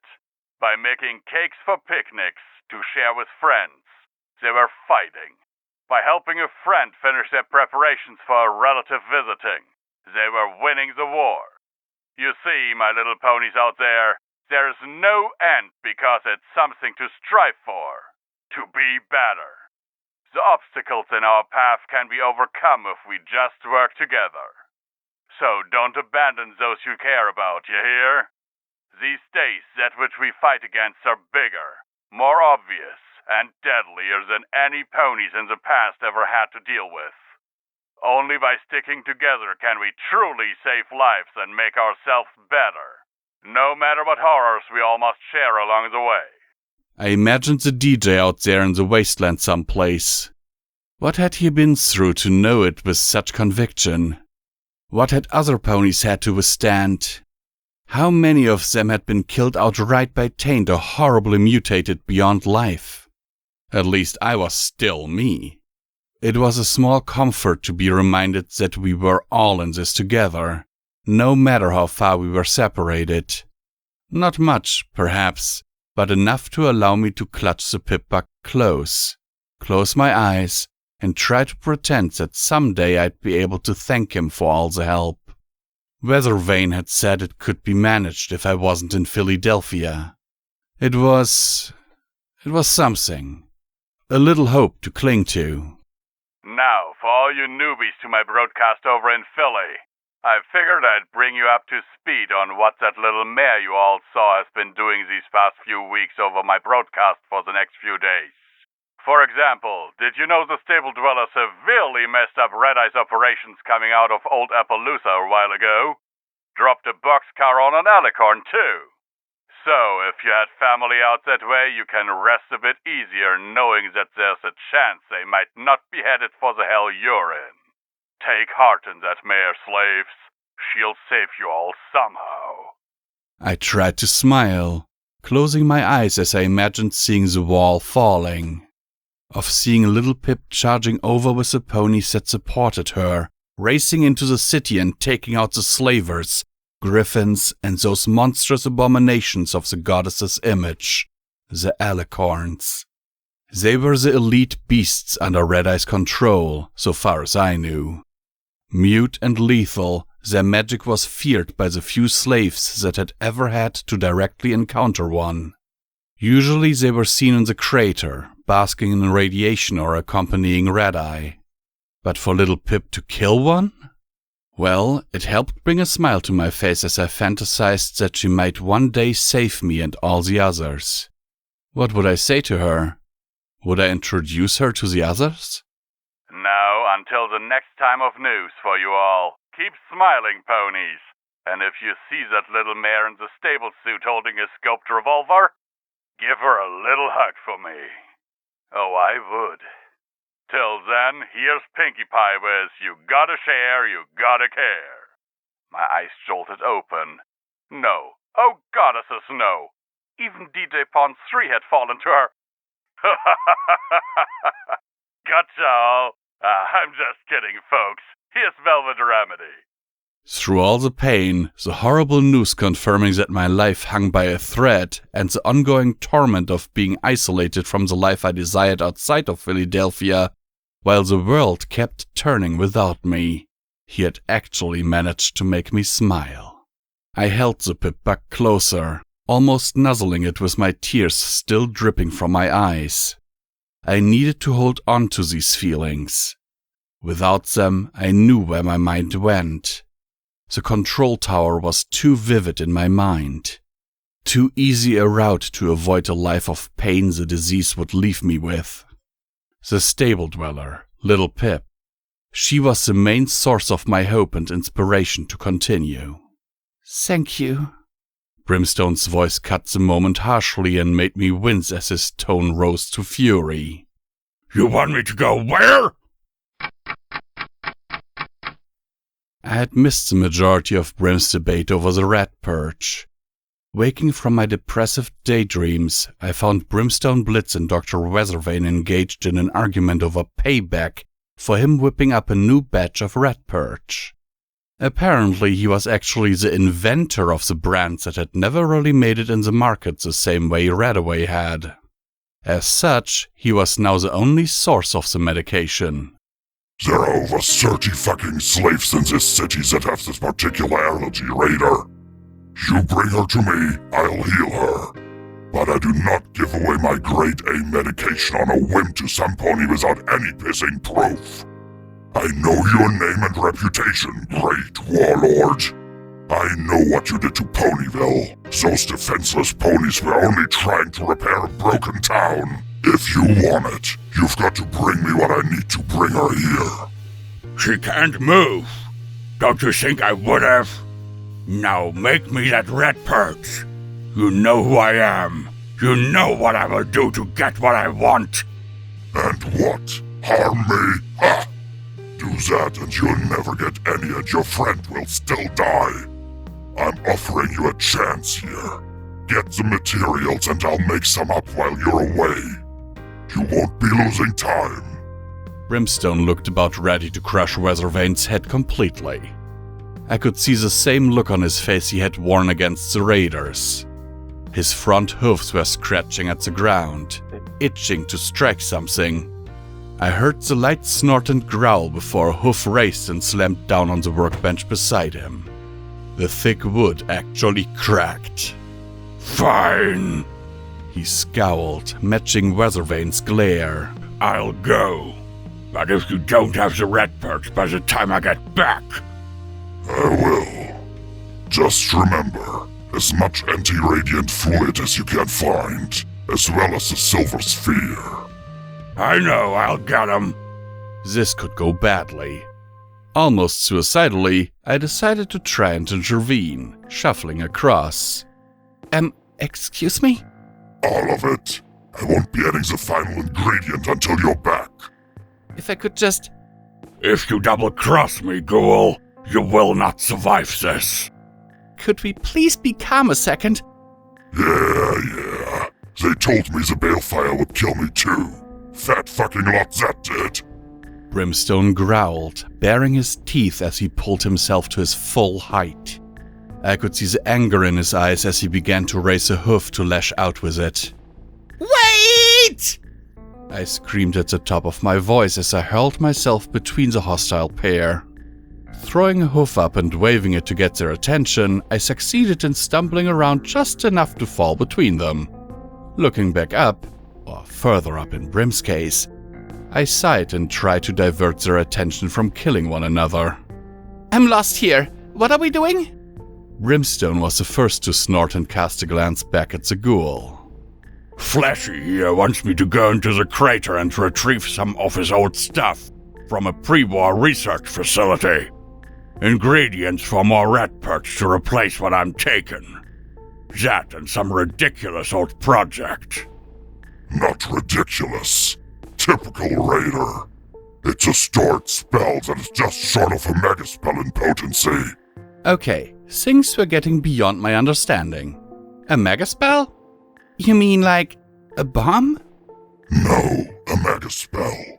The Balefire brand for the destroyers. This one is a healer.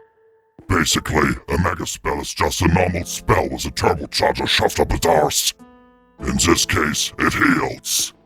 There was a pretty tragic incident when a healing megaspell brought a Zebra army back to life on its first deployment. So we were tasked with making one that could focus on one pony at a time instead and use less energy. Not so easy getting a megaspell to reign in its power like that. We never quite finished it, but I'm sure the prototype still works. I didn't know you could store a spell like that. Normally, no. However, the Ministry of Arcane Science and Philadelphia were involved in an interesting project to use the same spell that created memory orbs to store precast spells that any pony could use, as the energy required was all bundled up. It never probably worked enough to distribute. You still needed a unicorn to direct it after using one, and they had a nasty habit of dissolving after their first use, so it was never practical. But at least it allowed some unicorns to utilize spells they didn't normally know, if only temporarily. We used orbs to store the megaspell prototypes, cause no unicorn alone would master a spell this potent, and it helped direct it where we wanted it. If you had a team of unicorns, unlike a full-blown megaspell, that would spread it all around. Rainbow Dash was still bitching the entire time I was fixing her wing about that double battle incident. Rightly so, I may add. My head hurt. All this medical sciencey stuff was way beyond me. I was no smart-headed unicorn or technologically gifted earth pony, or a proper Pegasus for that matter. I knew roughly about memory orbs and how they allowed a unicorn to see into the past like a visual diary or something. But I didn't even know what they looked like, never mind any details. Well, okay, it's important. A little silver ball, you said? Like a bouncy ball? Ugh. Fucking Wasteland pony similes. Yes, it's a little silver, glowing ball. I had to leave it all behind when Red Eye took over. I'm not permitted near the crater. Too much risk of a ghoul becoming a bit too powerful for his tastes in there, you see. But I can't risk Red Eye's crater team stumbling across the technology anymore. I heal for him, but Celestia fucking damn me if I ever let him have that power. That's why I want Brimstone to get it. Not you, Murk. The radiation is too high in that place. I wasn't sure what to feel. Part of me was relieved. The crater was legendary among slaves for killing you in mere months from exposure while working. What it might do to me with my inherent weakness to radiation. On the other hand, I was disappointed. I had come all this way to seek a reason and purpose in life.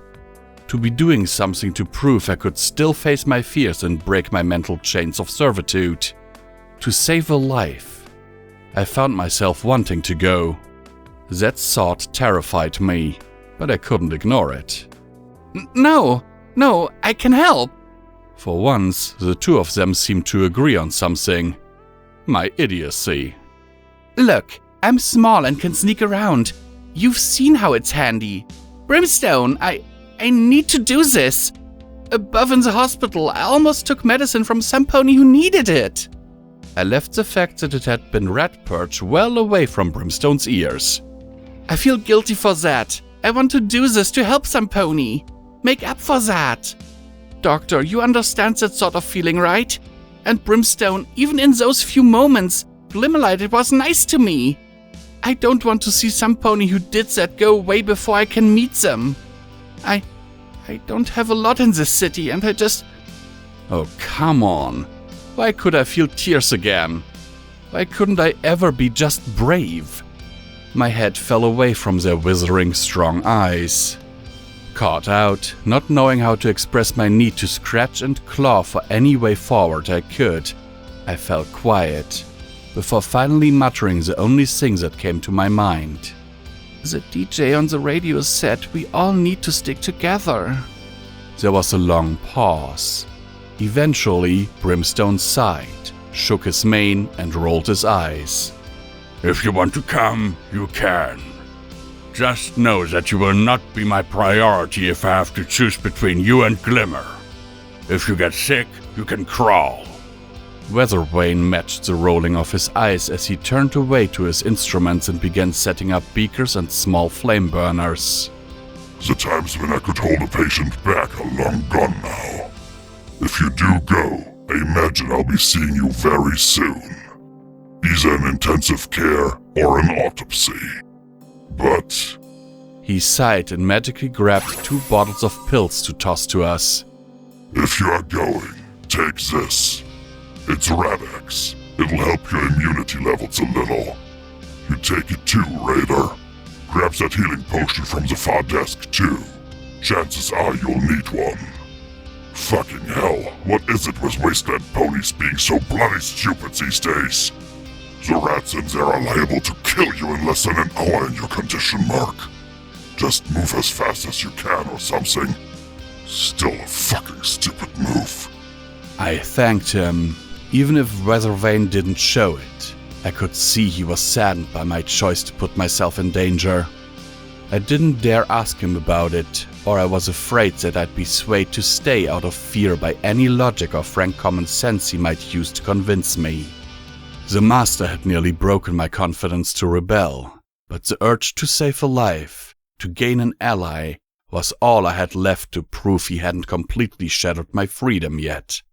If I could help in any way to improve her odds of survival, even if I had to put myself into the very environment I'd just been told was the most dangerous thing I could ever do, I had to do it. The healing potion went into my saddlebag along with the Radaway. I'd have to leave most of it at the mall to not risk carrying every piece of my required medicine with me. As Brimstone left, I turned back. There were a couple things I wanted to ask. This megaspell, it wouldn't cure taint, would it? Weathervane just shook his head without even looking at me. His entire body seemed to slump a little. I hadn't held much hope for it doing that, but even so, I felt a painful pang of inevitability setting in again. Okay, one more question, then I had to get going. Just for my curiosity. Doctor, why do you swear so much? Weathervane turned back to me, raising an eyebrow. Son, I grew up in a world of peaceful glory and happy moments. I remember leaving my door unlocked during the day because I knew it was safe. I remember the days when you could trust any pony's word. When I could smile as I woke up next to my beautiful wife because I knew it would be a good day. It always was. Then the war happened, and all that changed. Everything Equestria stood for was torn apart by senseless fighting and death.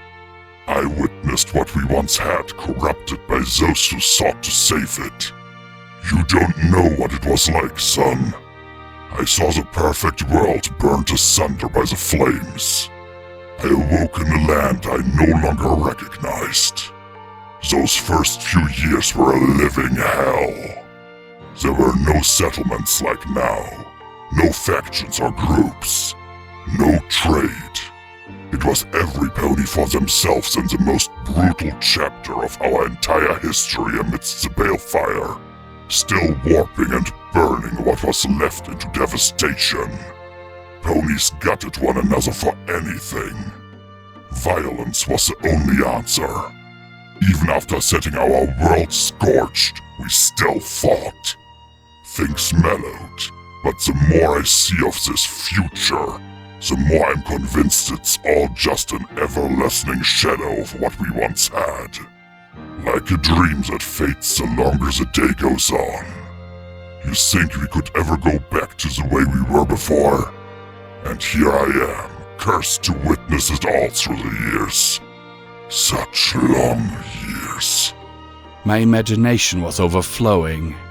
I fought to not cry again as I watched his eyes glance listlessly to the side at a photo frame I couldn't see, before he laughed without any true mirth. A horrible sound from a ghoul. And you ask why I swear a lot? You could say I've learned to just not give a fuck. I had thought Brimstone intended to go to the crater, but to my surprise he led me back to the mall. Apparently, roll call was kept to ensure slave attendance over time and that no one had escaped. As such, a pit stop was required to ensure search teams didn't go looking for us. Brimstone had returned to Glimmerlight to watch over her. Since returning and pulling the door shut again, he hadn't left her side. He didn't even do anything other than just sit and silently stand vigil over the sickened mare in the ember light of the old gem lantern. I, meanwhile, had returned to my journal. Getting back to it had given my pained heart a little spike of joy. I even hugged it, as I immediately fell into its comforting unreality to keep my mind from settling on the medical condition being diagnosed. Maybe if I could just forget about it enough. Forget that I was going into a place that would probably destroy my immediate health. Nosing open the pages, I took up my charcoal and began to sketch. As much as I considered Little Pip's intervention my moment of awakening, truly the first indication of it had been when I drew for myself. That had opened my mind to possibilities beyond what I was told. I had once drawn what my subconscious told me to. The walls had been closing in all my life steadily. The good little slave who simply did what he was told. Now I drew for myself. By drawing, I forced back the walls that threatened to overwhelm my sense and beat me back into line. It was my way of staying free, to sketch the things I wanted and take comfort in the freedom of expression, probably the only true freedom I had. Imagination flowed through my mouth holding the black writing tool and onto the yellowed parchment as flowing lines began to piece together the shape I knew they would. I wouldn't enjoy the result, but I needed to remind myself of this forever. A pony's head. Yes, but all mostly covered by a blanket. Loose hair from braids and a ponytail. I sat back, thinking and looking over at Glimmer, shivering from her illness. She clearly wasn't going to last much longer. A pang of sadness flew around my mind at imagining her dying after having gone to these lengths. Immediately afterwards, I looked back at the drawing and saw the mare from the hospital. I had drawn her curled up, eyes clenched in pain as her own sickness reached the same point. It hurt to look at. To know it was immortalized in print, but I needed it. I needed that reminder to keep myself in line when I got too desperate. What if she had some pony she cared about out there trying to help her as much as I was trying to help Glimmerlight? How would I have felt if some pony had taken Glimmer's last hope? I had become a thief to help myself survive as a slave. I had stolen from ponies who I felt deserved it. This time I'd come dangerously close to falling to the other side. I'm sorry.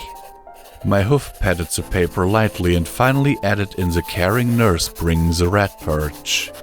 No, I drew the line at harming others to get what I wanted. If that was ever the price to get out of Fillydelphia, then it was much too high a cost. My lungs ached and convulsed. Only barely in time, I got my mouth away from the drawing before coughing all over the floor.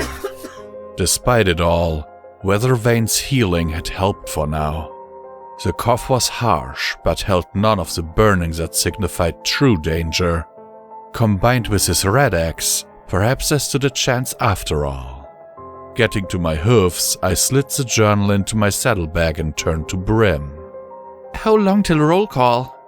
15 minutes. If you aren't back in time, I go alone. So much for saying I was about to go out for a bit. Clearly Brimstone guessed ahead when he could. But then that was probably pretty important in order to be a raider warlord. I trotted out into the mall, finding most of the raiders were asleep or off on work detail. Glancing upward at the balcony overlooking the shop area that acted as our pen, I wondered just how to justify to Protégé that I'd figured out about the illness. The entire area was pretty dark, so much so I wondered if it was nighttime. In Fillydelphia, it was easy to not quite notice sometimes, the difference between heavy smog cover or true night. Heavy shadows drew odd lines across the mall from the skylight above, while slave pens were voids of black mystery to my eyes. Did they contain raiders? Normal ponies? So much for the little sneaky pony.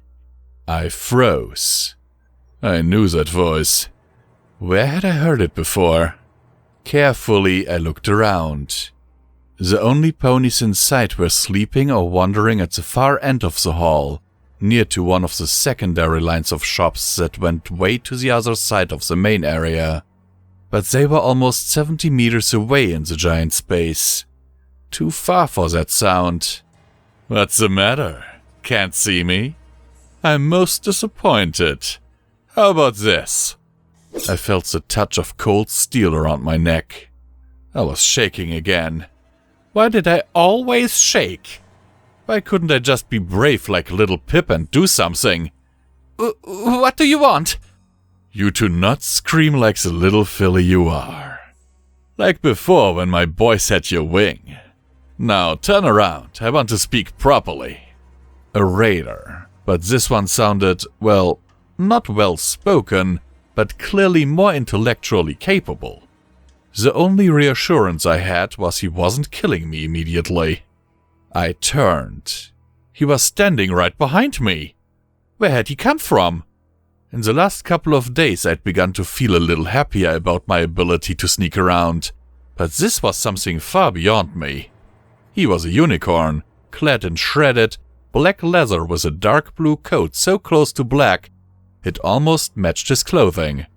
His long mane was a dark gray, almost black itself. No wonder he'd blended in so well. He was just off black enough that you might pass your eye right over him. What shocked me, though, was his magic. The glow around the small scrap craft knife was black and almost entirely invisible. There we go, little filly. Think I'll call you that. Seems to suit. You ain't strong enough to be a buck. I mean, look at me. I get by through being a sneakier bastard than any pony, and even I look like the old warlord compared to you. Now, I'm not gonna talk long, so you best listen. As I hear, you can do that well. I gulped and nodded. Internally, I was praying for Brimstone or Protégé to appear. This stallion was terrifying me. What was it on his cutie mark? A loop of razor wire? My name's Barb, Filly. Used to be one of the warlord's big four until he went funny on us. Yeah, it's Barb, 'cause I'm sharp as a razor and I don't need something big to sever your life quietly when you least expect it. Now listen closely. I know you got out. Simple, really. You went out an air vent and came in again through that shop. I was watching. I'm more patient than that old bastard ever was, so don't try and claim otherwise. But it's nice to see some pony like you trying to walk the path I did, stealing and sneaking to get by. I highly disagreed about the path, but for preservation of my throat, I nodded. So, let me cut you a deal. I'm gonna admit to you something here. Shackles thinks I'm an informant for him, so I'm in a good position in this here place. I feed him what he wants to hear about us raiders. But he doesn't realize we aren't just mindless idiots. Some of us, but not me. The informant. I knew I'd recognized that voice in the vent. That's all you get about my long-term goals for now, Philly. But let's talk about my deal. You want to be sneaky, I'll teach you how. You get me supplies to make explosives from out there, back in, and I'll reward you with survival skills. Leave anything in that vent you got out by. I'll check it by the hour. Now go about your business and don't say a word to the warlord of me, or I'll shiv you in your sleep. You don't want to cross me, but Barb's bloodletters could be a very valuable ally in helping you get out. You'll benefit. Shackles may be your true master, but I'm the master of the shadows, and I'm the most absolute peer you will ever need to know in our field of talent. And let's keep it secret between us two, huh? I shook as I tried to process all this. So many ponies wanted some things in Fillydelphia. Why did they keep demanding it of me? Why did I have to be the weak one they all saw as easy prey to bully into doing things? I'd rather not get involved. No thanks, I stammered, gulping. His eyes narrowed as he leaned closer. His voice took on a darker, more aggressive tone. I wasn't asking. Barb seemed to melt back into the shadows as he grinned at me, his oddly white teeth being the last thing to disappear as he once again became one with the darkness.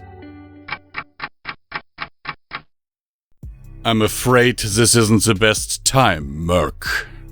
Protégé was speaking quickly as he cantered back and forth in his office with urgency. I sat on the floor amidst his activity, watching somewhat amazed at how coordinated his telekinetic abilities were, at knowing exactly where everything was in this mess of an office. I hadn't wasted time coming here. Barb had lit a new fire of terror in me. What was I supposed to think about a pony who even I couldn't hear coming, and who was forcing me to steal for him, in return for tuition and theft and creeping around in return? The skills could come in handy for escaping, of course. He wanted to wreck Red Eye's operations? Well, that was fine by me. If I learned how to sneak by the wall in return, that was fine too. But he was one of Brimstone's old raiders. I hadn't trusted him at all, and so I had galloped towards Protégé's office as fast as I could, sticking to well-lit areas. It hadn't been hard to get to him. The guards had standing orders to allow me through and escort me to his office anytime I wished. But after knocking and entering, I had found the curious slave master in the middle of packing materials and loading ammunition into his revolver, even while he skimmed the book with his eyes in front of his face. Looking around, I could swear that even in the hours since I'd been here, every single book had changed places. I'm sorry, Master. I'll be going then, I stammered. Disappointment struck me as I turned to exit. Perhaps I'd try back later on. I said it isn't the best time, he continued. Not that you had to leave. However, I will be going in a few minutes. I've received an urgent message from Master Red Eye requiring my immediate attention. I looked at the revolver as the scope cover slotted into place and it floated to his foreleg holster. He was wearing the battle barding that had once sat on the hook, and loading 2 saddlebags full of radaway, medical potions, ammo, and of course, a book. Why? What's going on? Protégé stopped for a few seconds to look at me with a hard glance. Despite his politeness, there was an edge to him. I was seeing a hardline mentality setting in as he prepared for something. It looked like he was deciding whether or not I should know, before finally resuming his packing.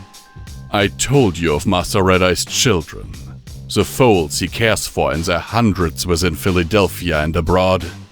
One of them has went missing, a small filly by the name of Starshine Melody.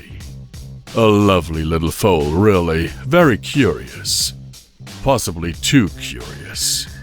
She ran off to see the sights, as her roommates say. She was last seen around the edge of the crater, so as you can imagine, Master Red-Eye is greatly concerned for her safety. He's called in every pony he can trust with kids to hunt for her. For all my hatred of Red-Eye, that was something I could agree with. In the past, foals had often been the only ones to not look upon me and my wings harshly. They were innocent of the prejudice they would later gain. As a result, I felt quite strongly about them being protected. Here, seemingly without an extra effort, a small piece of paper slipped from his armored saddlebag and floated across before me. It held a picture of a little light grey filly with a well-kept and groomed white mane. It seemed to have been cut from a larger image. I could see others around her like some sort of group photo. Master Red-Eye insisted we test the recovered photographic technology on the class. Let them see where they came from in the future. He claims that having a sense of historic progression is essential to rebuilding our spirit as well as physical world. I had that section cut out to help track her down. She looked impossibly innocent for a world such as this. I began to see why Protégé had so much respect for his angle of red eyes. They looked clean, well-fed, and intelligent as they all sat there smiling with childish joy. It could have been a pre-war photo. Starshine Melody in particular had a big, jolly, and somewhat cheeky grin. I began to feel my own worries for her safety tug at my heart. I hope she's alright. I'll keep an eye out for her. Protégé stopped immediately, rounding on me. I'm sorry, Merc. What was he? Realization shot through me like a rifle round. Panic surged within me, my stomach clenching tightly. I mean, as in, if I'm ever nearby to the area, you know? I grinned as wide as I could, trying to shrug. Like, with the slave work and, stuff? Protégé didn't look too convinced, but his haste to make tracks led him to apparently cast his doubts aside as trivial for now. Trotting towards the door, he signaled me to follow as he closed it behind him. My apologies if you could not broach your own topic of conversation, Merc. I assure you I shall try to find some time to talk to you. I am glad to see you're looking healthier than when I first met you. If only he could have seen deeper. Yet all the same, the compliment was unexpected. Very few ponies said such things to me. He began to canter down the corridor. Not knowing what else to really do, I followed him until my own corner back to the plaza. In the darkened night, the shop cells were scarcely lit, only by an ambient red hue through the boarded-up windows. Protégé didn't even stop at the junction between the entrance and the shop area, kicking up centuries-old dust in his wake that continued to swirl in the airless corridor long after he was gone. Good luck, Master. Thank you, Merc. Good day. Ragini? He accelerated into a gallop as I saw his associate and bodyguard come bounding down another of the concrete hallways and join him. Watching them go, I sighed and turned to head back to the cells. Protégé was gone. Who else was going to take roll call? I had made it to the ground floor, heading for the cage door when I heard his heavy tread approaching. Never mind here, I felt him approaching. Like my mane and back tingling with fear within mere proximity. No, I needed to get back to Brimstone right now. I galloped, surprising the guards as they saw me suddenly accelerate and gun for the door back in. He'd see me at roll call, but at least I'd not be alone with... Close that gate! It slammed in my face. Slapping to the ground, I quickly threw myself at it, pounding at the cage bars and trying to pull it open. Oh goddesses, please, I didn't want to turn around. I didn't want to acknowledge he existed. Just let the door open, please, pretty please! Well. Looks like our little number 7 decides to start being teacher's pet to the upstart. Isn't that cute? Looking for an easy ride, eh? Pity we don't get along. But I want a little chat with you before we do roll call. Come here. I felt repulsed, screaming as I felt his hoof pass right around my body and yank me upwards to be held against him. Holding me forcefully close, he eventually ended up dumping me in the corner of the guard room outside the cage door. My natural instincts were to find a small place. I retreated right into it and cowered. I hadn't looked at him yet. I didn't want to. I'd fallen right into what he'd known I would do. With sadistic glee, he trotted forward, his huge bulk filling my peripheral vision as I backed right into the corner. He kept moving forward, far closer than I had any real pleasing of. Any pony outside would have barely seen me in the corner below him. So you survived the raiders. Good. I can see I'm going to have a little more time to properly... break you in, shall we say, Number 7. You will understand the chains that bind you soon enough all over again. Yes. Yes, what? His hoof slapped me around the face so hard my skull cracked off the wall. I felt that tooth loosen again after Weatherweave had just fixed it. He was my master. That tooth was beginning to become my recurring reminder every time he struck me for being disobedient. It made my eyes water. Or was that with fear? I didn't know. I just curled away from him as best I could, shrieking what he wanted to hear. Yes, master! You tried to escape me once. That won't happen again, will it? No, master! At this point in the situation, I couldn't say otherwise. Try as I wanted, I couldn't beat the slave I was born to be from forcing itself to the fore and controlling me while he was around. Good. No point in running away from those closest to you after all, is there?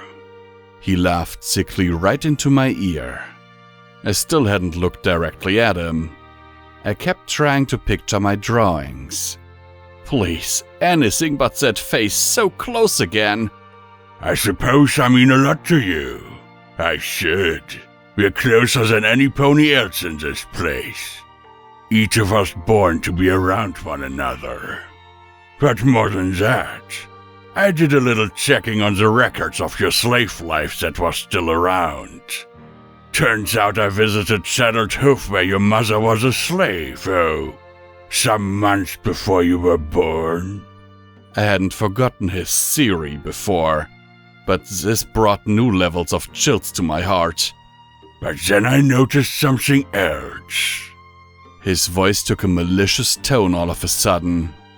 Look at me, Number 7. Look at me. His hoofs wrenched my head around as I felt spittle spray across my head. With a yelp, I opened my eyes out of fear alone as that sweaty, filthy, and disgusting face bearing a rotten grin bore down on me from mere inches away. Between the wall and floor behind me, he was leaning right over into my personal space once more. His oddly light green eyes wouldn't let up from staring at me, unblinking. I could see every detail this close. Every filthy strand of his mane, each rotten tooth, that odd scar I'd never noticed before that ran under the mane from his left ear to just above his eye. One hoof pressed me right down into the corner, backing away all my space to less than about my own body size. Recognize anything? I couldn't even shake my head. How about now? He held a mirror up with the other hoof. I saw my own tear-filled eyes looking right back at me. I didn't understand. That was me. What was... my eyes. Light green. I didn't know if he was simply lying or not. He could have been making everything up, for I had no way to tell. But as he drew the mirror away and I saw the color, shape, everything remained almost exactly the same. I couldn't help feel a sick sense of belief in what he said. Through that moment, through him laughing in my face and roughly hurling me back in the shop pen, I had to actively force myself to believe he was lying. I had to. If I ever started believing that he was truly linked to me somehow, I'd never be able to escape his chains ever again. But those eyes were imprinted on my memory. For the rest of my life, I knew that any time I ever looked in a mirror, I would see him staring back at me. Even if I somehow got away, left Fillydelphia, left Equestria, he would be with me every step of the way. The master trotted in behind me. A unicorn buck assistant, skinny and clearly a hoof-licking type, levitated a clipboard nearby to the master's face obediently. Lying on the ground before him, I tried to crawl away into the crowds that were forming up for roll call. There were a lot of ponies in here, more than I'd thought. The multiple dozen raiders were actually outnumbered by the slaves who merely kept their heads down, hoping for freedom at the end of 2 years. In total, there might have been about 100 and a bit slaves in here. That said, with my eyes to the floor, that was a best guess. Right. Every slave get down here to the ground floor. Roll call! Hoofs clattered. The master hadn't threatened them. He didn't need to. Shoved around by slaves seeking to not be the last there, I was knocked from side to side, trodden on, or simply backed out of the way. These ponies didn't care about stamping all over a Pegasus to get by. Moaning, I eventually settled against the fountain inside the crowd, taking relief in the cool stone against my now swollen cheek. Settle down! Now we've expended our numbers since yesterday, so we're gonna do this a little differently. Holding my breath, I could only imagine this was something to do with me. Earth ponies, get on the left hoof side there. Get separated from the hornies. A vast swath of the ponies here, perhaps more than half of them, all began shuffling over to the far side away from Brimstone's area.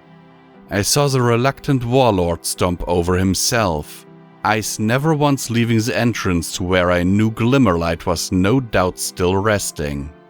If any raider dared go within a few feet of it, I could only imagine the imminent violence. Indeed, I saw a few raiders bearing injuries snapping and snarling at him as they found themselves beside him. Unfortunately, I could see where the master was going with this. Unicorns, get on the right! Come on, hurry your horned selves up! A near stampede of the remaining ponies rushed to the right hoof side and lined up like an opposing army to the earth ponies. Those limping on injuries or rotten and wasted limbs staggered after them. I was alone next to the fountain, a million miles away from any feeling of being hidden. Crouching still, I hid next to the fountain wall from at least one side. That was clear enough. He couldn't want me to. Pegasi, get yourselves into the center, into the open area! Despondently, I cast my eyes around, hoping against all hopes that I'd see some pony else wander out to join me. Some ponies that would share the obvious charade of a roll call to be displayed before every pony else. Please, some pony else move!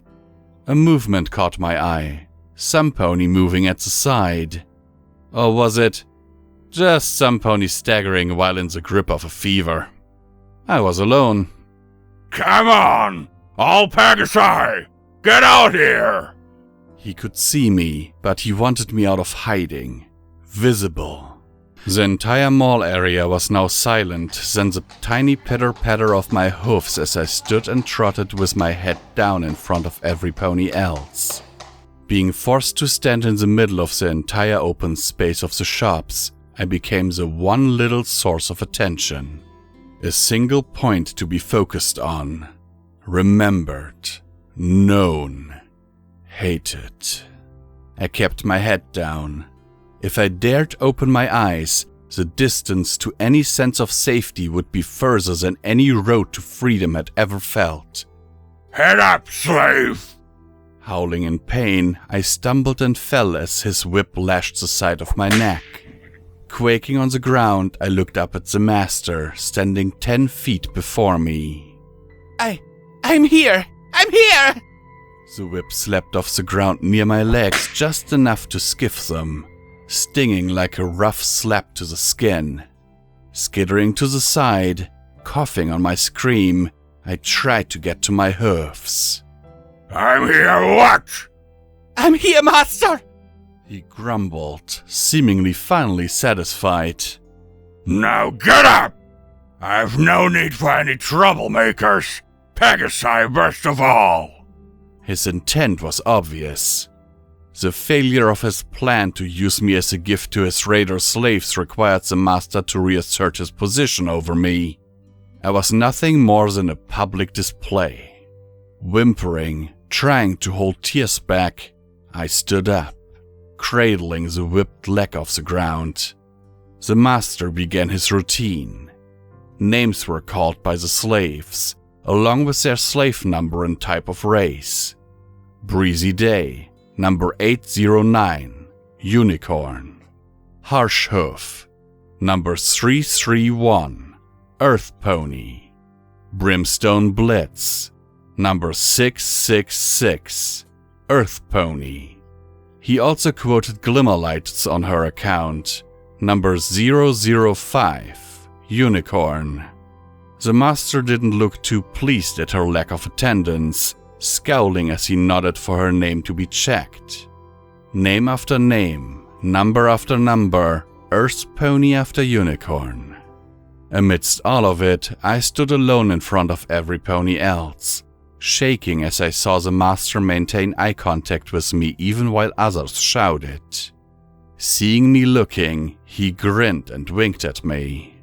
Mewling, I looked away, seeing raiders snickering at me from both sides, so exposed between both sides. I didn't even notice that silence had fallen. Come on! One more to go. Where are you, eh? The master looked around. Every pony knew who hadn't spoken, but he made a show of it. Murky Number... Screaming, I staggered away as my face welted in pain diagonally over my muzzle. I hadn't even seen his whip approaching before the horrid crack of leather across my face. Dropping to my rear, I held both hoofs over my already bleeding nose. That's not your name, slave. Don't lie to me. Number 7. Number... What was my number? Oh, goddesses, what was my number? 7? Number 7 is your name, slave. I want your number. The whip landed close enough to just whip harsh air near my face again, making me fall over backwards in shock. Raiders laughed. Other slaves grinned, enjoying seeing the Pegasus the source of their overseer's attention. I don't know. I wasn't told. The whip snapped down on my right. I yelped and rolled to my left, scrambling up to my hoofs again. You don't know. I told you, number 7. I wanted to scream, to frustratedly bellow that he hadn't. But I saw it in his eyes, that baleful look. He knew just as well as I did that he hadn't passed on the number to me. Your number is 007. Now remember! Yes, master. I added the latter part as I saw the whip race again. My shrill voice pitched out and broke on the word master out of sheer fear, causing a group of raiders to mockingly laugh. From the other side, I heard some unicorn bucks mock my voice themselves. Somehow I felt that if it hadn't been me to talk, I'd have been punished. Double standards were very active when it came to Pegasi in Fillydelphia. Or perhaps just to me. He snarled, stepping forward. Now repeat it! Number 7. Good. We have progress. The surrounding slaves and raiders lit up a small snicker with him, taking their cue as well. Number 007. Very good. We'll make a little obedient slave out of you yet. Now, last part. Come on. My voice almost sighed as I spoke. Pegasus. What was that? Speak up, Number 7. Pegasus. He drew back the whip, tensing up.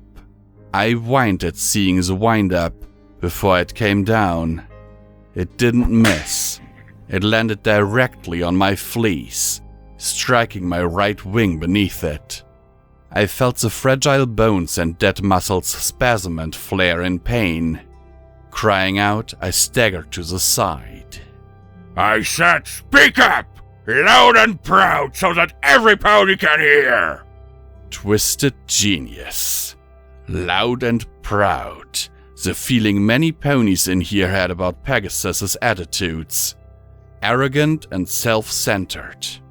The master, he knew exactly what he was doing to me. I took a breath, the whip looking all too likely if I didn't.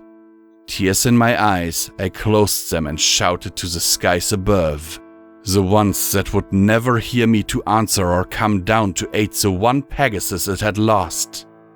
Number 7! Number 007! Pegasus, Master! He mockingly looked impressed, before grinning and chuckling.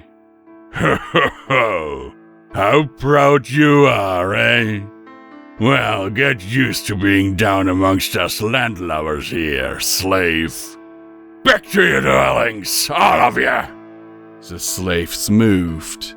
Brimstone headed directly back to watch over Glimmerlight without so much as a glance at me.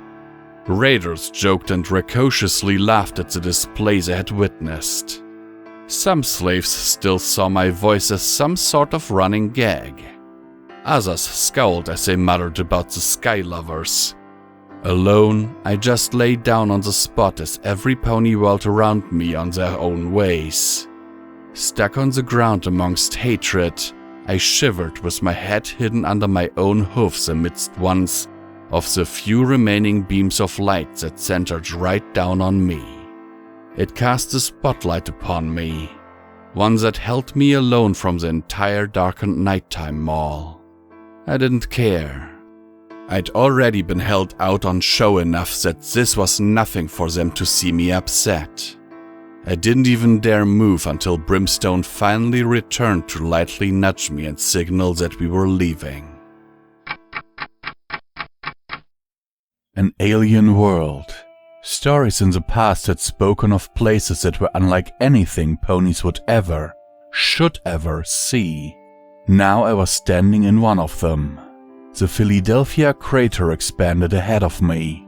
A colossal scar upon the planet itself that would no doubt remain as a painful reminder longer than any picture I could ever draw. I had imagined it as a perfect circle, but really, that wasn't quite true. Tougher areas of rock or buildings had reflected the shockwave or the fire just enough to slow its progress. As such, the colossal border stretching in all directions was more like the ragged edge of an irregular cliffside than a geometric shape. There was no beauty here, only a mercilessly indiscriminate and vibrant horror. The entire thing had blown the earth away so harshly that to walk to the middle would seemingly take some pony a significant height below the usually flat surface of Fillydelphia. A serried and ruin-pocketed surface flowed down each of the slopes from the sides in ways I could never have imagined. Smooth, glass-like surfaces were in my mind, but the truth was that there was wreckage, collapsed housing that had fallen below the earth, and even small hills from chunks of rock too hard or too solid to actually be shifted by the balefire. It was almost like a small war zone contained in a weird-shaped bowl.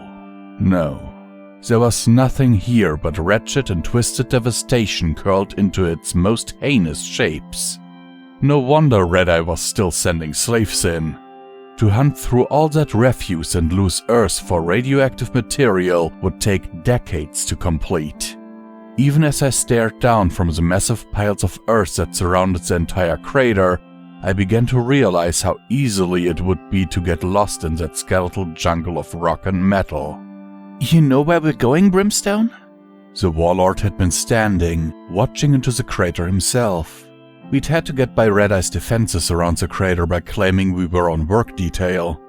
I had still been depressed and hurt by the roll call earlier enough that the guards believed our story that I had been sentenced here for stealing.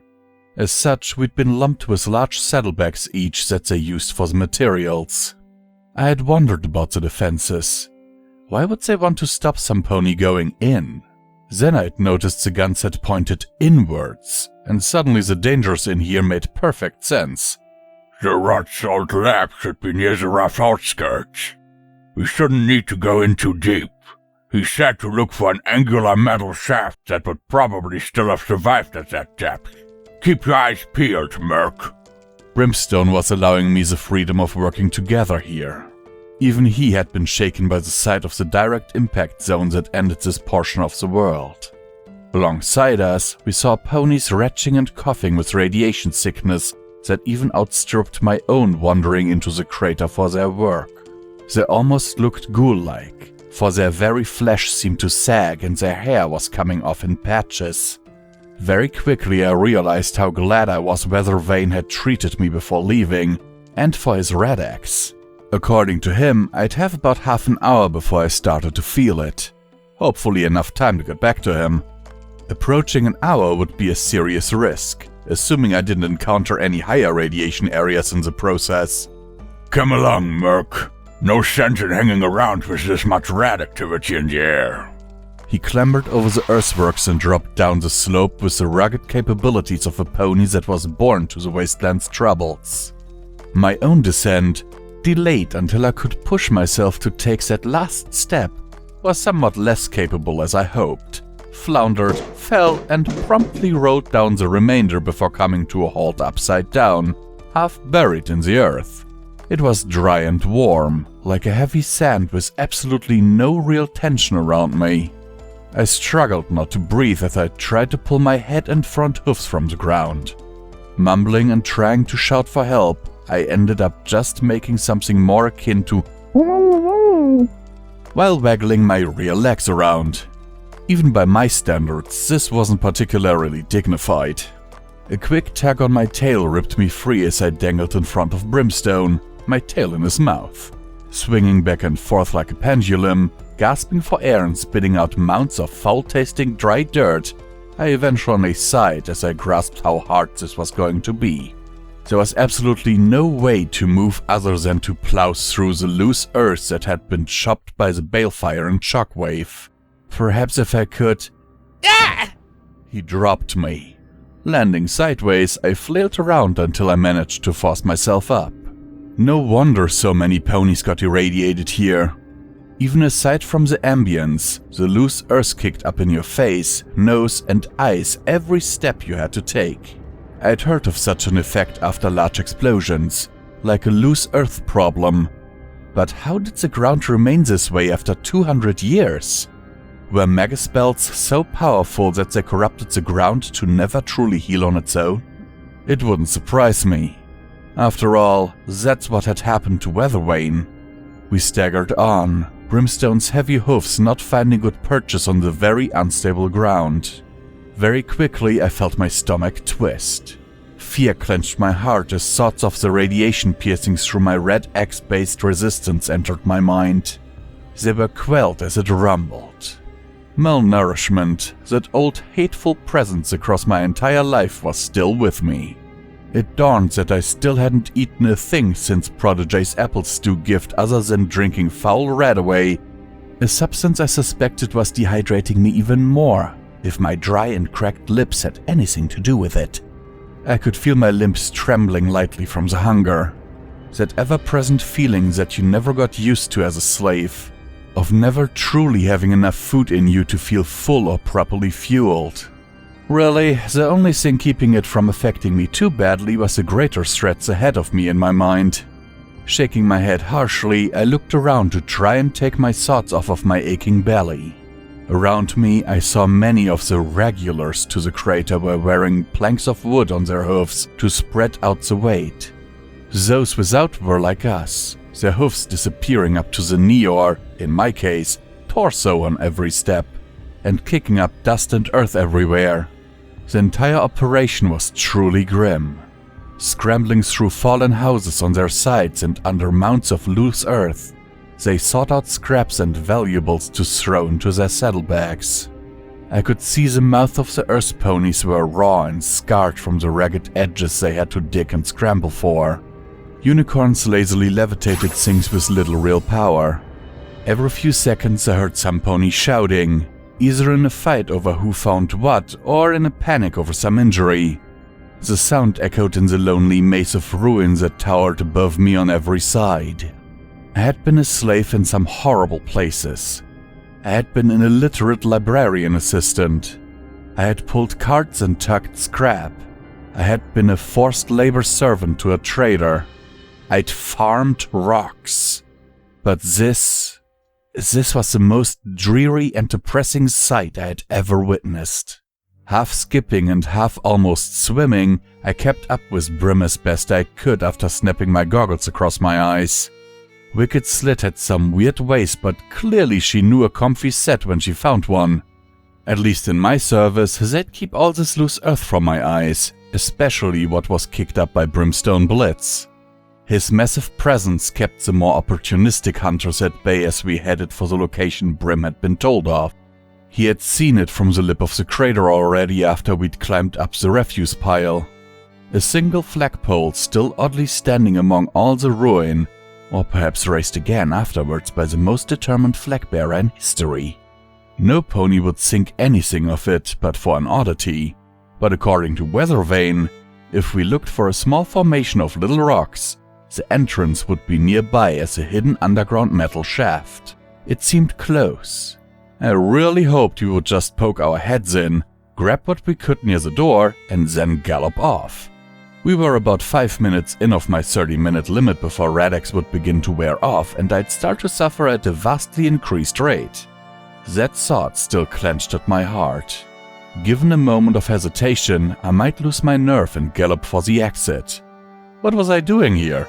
Brimstone probably didn't really need my help, and I still had Barb's offer, right?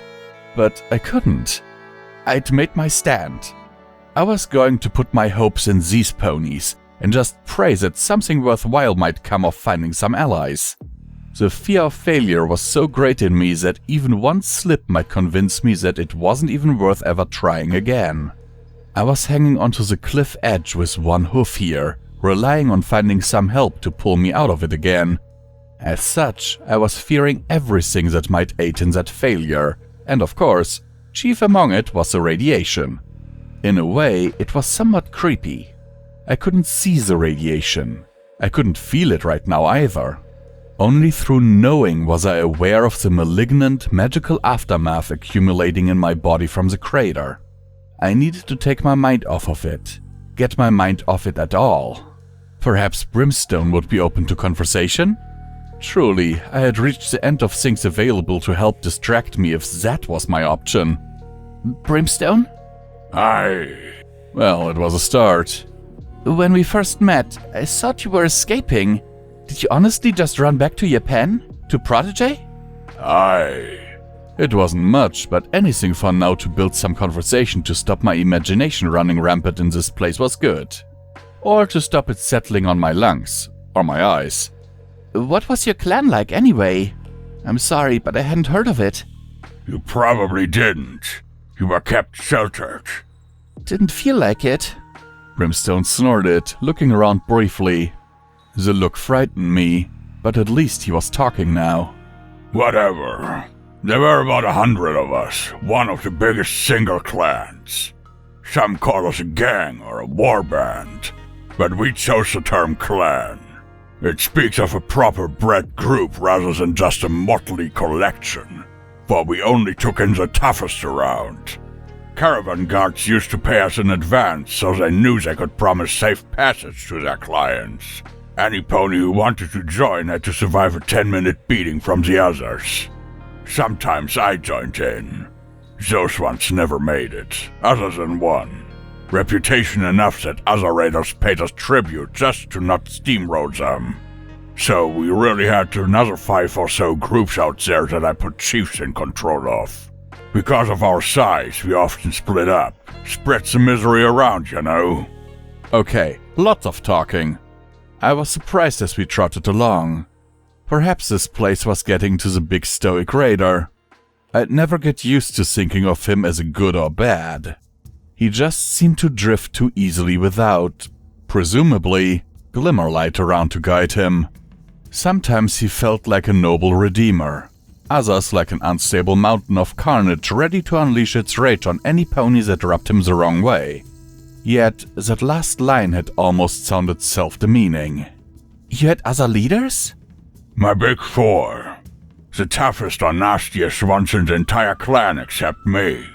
3 of them are in here, actually. 2 of them went to the pit. The third is a nasty piece of work called Barb, who took over the clan after I gave it up. He won't dare confront me directly, though. He knows what would happen. But back in the day, I sent them places. They went and did the job, got the loot, and brought back any prisoners to our home camp. We hunted other raiders just to prove we were better. Sometimes you all just got together to scare the shit out of the Wasteland in some big attack. Took Ponyville that way. Most of the gods just galloped off the moment they saw us. I saw a nostalgic grin spread onto his face. Perhaps this wasn't a good idea to go poking around. Pity for them, Barb and his lot had their retreat cut off. He always was good at that sort of thing. It's why I made him one of the big 4. Not one of the Ponyville settlers survived that day. We made sure of it. An example. Don't fuck with the great warlord Brimstone. Any pony who goes to Ponyville now, they'll see my legacy. There was something disturbing hearing this from his own mouth. That last sentence had sounded suddenly regretful amongst what else sounded like a boast. He stopped.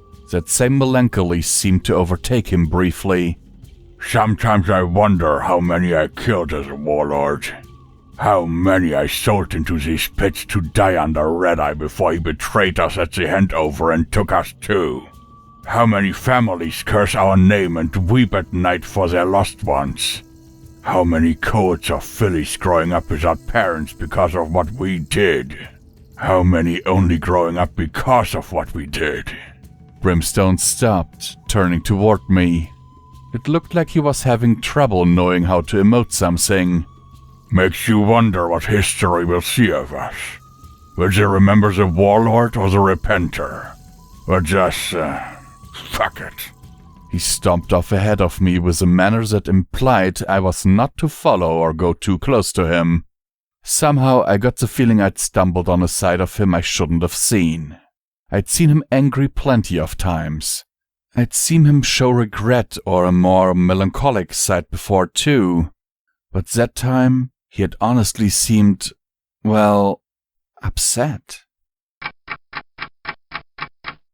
Get away! This is my scavenge spot! I find stuff here, so you go away! Go away! We had come to the flagpole after 10 minutes of labored trotting, only to find a scavenging unicorn mare poking around. I couldn't even tell her mane's color. It was too dirty on the few strands remaining from weeks of radiation poisoning. Her bony-looking pink body only seemed to be in a worse state, while her cutie mark of some meat on a stick was almost obscured by scars. The rest was covered in rough fabric bandages over festering wounds.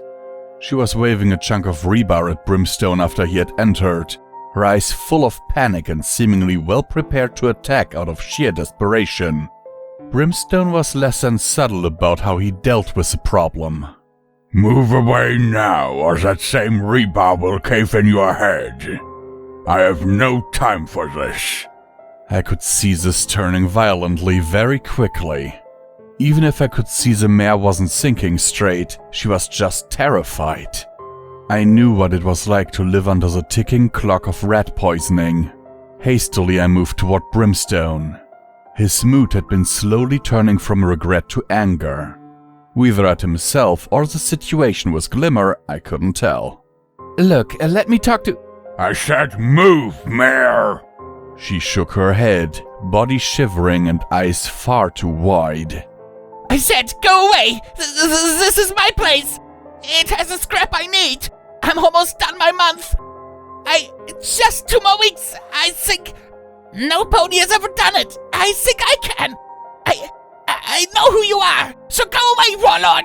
You brought me in here! You won't take my work for freedom away from me! Get back! I moved over, hopping onto my rear legs and placing my front two on Brim's upper front leg to get his attention. She's just scared, Brim! We don't have to... Enough of this! The air was knocked clean out of me as he swept me to the side roughly and charged forward. The rebar was grabbed in his teeth as I saw him barrel into the mare and knock her behind the collapsed wall out of my sight. I heard her shrieking until his war cry drowned her out. I huddled into a corner of the ruins, trying to get my lungs to work properly again. Brimstone emerged, spitting the bloody rebar out and motioning to me that the door was inside, leaving a moaning sound behind him. I could see the wild look in his eyes, and his entire body trembled with a dying frenzy. Behind him, the mare fled, if such a word could apply. She was limping horribly and holding her frayed and now bloodied clothing to the side of her head. Any disagreement I had with his methods here would go unvoiced. I never wanted that anger directed at me. It took a lot of willpower for me to get up and follow him to the hidden door half buried in the ground. It was disguised as an old radiator, just as the weather vane had explained to Brimstone. I kept my eyes averted, not wanting to see the sight of the poor mare as she wailed and tried to gather up what she could before unsteadily fleeing into the smog. Darkness awaited inside as I crept in ahead of Brimstone. After a few seconds, he followed. But hidden in the corridor, I caught him taking a last look at the dripping rebar, before snarling to himself and slamming his front right hoof into the wall with enough force to dent the metallic corridor and send a ringing noise down it all. Fucking damn it. Too much like before. I can't lose you.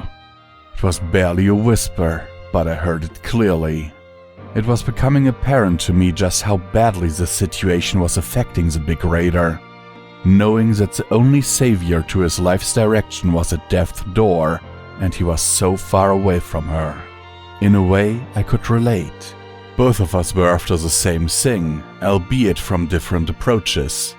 Something to prove we were who we wanted to be, not who we started as. Glancing at the thick darkness ahead of us in the metallic corridor, I flicked on the faulty light of the pip-buck and cast it around the entrance. I wasn't terrified of the dark, rather more dark that could contain something such as whatever it was that Red Eye was worried about coming out of the crater. But right now I was too afraid of the raider behind me to even consider hesitating in the job. Instead, I pulled off my goggles and left them around my forehead to see better, before advancing past the doorway and being struck by just how quiet everything suddenly got in here. Inside was what amounted to a bunker entrance, an empty guard booth set to one side behind thick glass. I could still see their hat sitting on the chair. Beyond that, perforated metal stairs led down underground past an already open cage gate. Clearly, this was a larger complex than we had been told of. Particles of dust floated in the air from the still atmosphere, but somehow I got the impression it was just as contaminated as outside. We were 15 minutes in. This had to be quick. The hoofs of my companion clanging off the mesh stairs hardly let the silence be unbroken, so I took the opportunity to move ahead a little and try to stick to the shadows. It gave him some space to think and kept me away from that noise, but the further down I went, the more I was beginning to realize that the stairwell was not ending. It just kept going deeper. The entire stairway was just one long, cramped way down, with shutters every so often that seemed to have been wedged up. The steel frames, Deep shadows and flickering light of my pip-bug didn't do much to make it seem anything but an intimidating stairway into the underbelly of the crater, into the heart of the balefire. I tried to push such imaginary thoughts from my head, but with this place hidden away for years even from Red-Eye, I couldn't help but feel like I had stepped into something distinctly not in Fillydelphia. Feeling the stairs creak and occasionally bend below me, I wondered what the standards of this place's construction were. After all, it had survived relatively intact under the very sight of the megaspell. 10 feet further, and the darkness gave way to something different to my right. A doorway. There was one door at least on this descent. It looked like a small guard post intended into the right-hand side wall. If I had to guess, maybe somewhere to go if not on door duty above? I waved to Brim before disappearing into it. I don't know what I expected, but it wasn't much. A small desk, a smashed terminal on it beside a lot of strewn papers and small relics of whatever god used to spend his days set away down here. Given the relatively minimal security, I imagined the building that this had once existed under was a real place that would have kept ponies out. After all, this entrance used to be a good 40 feet below ground until the balefire wiped it all away. Kept ponies out, I wondered. Or in? I sifted through the guard's belongings. A rusted old toaster had been smashed on the floor, and the sink above it gave out only a thick brown goop. Nothing really made sense to my eyes, all written notes and documents beyond my ability to read. With his heavy tread, I saw Brimstone's head poke in through the doorway to what I now knew was likely a common room or shared office space. Briefly, I contemplated asking Brimstone what any of the documents said, but at that moment, I doubted what he needed was me badgering him to be read what this old skeleton's groceries were. Wait, skeleton? I flipped. I hadn't even noticed him, but letting out a terrified yelp, I made a dive over the desk. The pony skeleton had been dumped in the corner, bones cracked and lying around the main body. Brimstone just grumbled at my reaction, before wandering around to have a look himself. He knocked it with a hoof, snorting. Now this just ain't right. I hate skeletons! I was whinnying and I didn't care. The past, it's just horrible to think about. I don't like being reminded of it all. I see him or her and then I see a few things on a desk and I just can't help putting it all together. These ponies died as they saw their world come apart around them. Brimstone glared briefly, raising an eyebrow, and poked at the desk before rotating a small picture. Craning over the furniture, I had a look myself. On it was a montage of 6 images stapled together. Each showed a buck standing with a toothy grin beside a mare. Weren't those the same ones on the banners in the mall? Yes they were. Pinky was there, her eyes staring at an odd angle out of the frame. They were looking right at me from the way Brimstone was holding it. I shivered at the uncanny coincidence before he pulled her glaring eyes away. I could swear they followed me as the angle changed. You want the past? This is it. This idiot believed in them, but from all I've heard, discovered and seen over the decades, they were the idiots who messed it all up, put their hoofs in places they shouldn't, made things that never should be, and meddled in magic and technology ponies never should have touched. I don't know the details. Few ponies do. But at the end of the day, it was under their guidance and leadership that the world ended. Too optimistic, too stupid. The world wasn't a perfect paradise, you see, Murk. These ponies ruined it with their so-called ministries. I peered at the others. One was clearly the Rainbow Dash that Weathervane had mentioned, judging by her mane. I saw the medical poster one too. She looked surprised at the buck grinning for a photo with her. How could she have caused anything? I surmised that perhaps the others just did things. Pinky, probably. That yellow and pink one was too nice looking to do anything. I was sure of it. That buck really lived them, didn't he? Foolish idiot. But that isn't him lying here. His hoof tapped the skeleton, nudging the skull to fall to the floor. I winced before turning back to the raider. He nodded at the skeleton. That's fresh. No cobwebs. No mold. Some pony died down here within a week or so.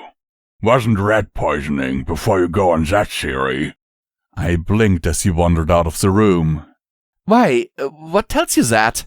Rat poisoning doesn't crack your bones in two for marrow, Murk.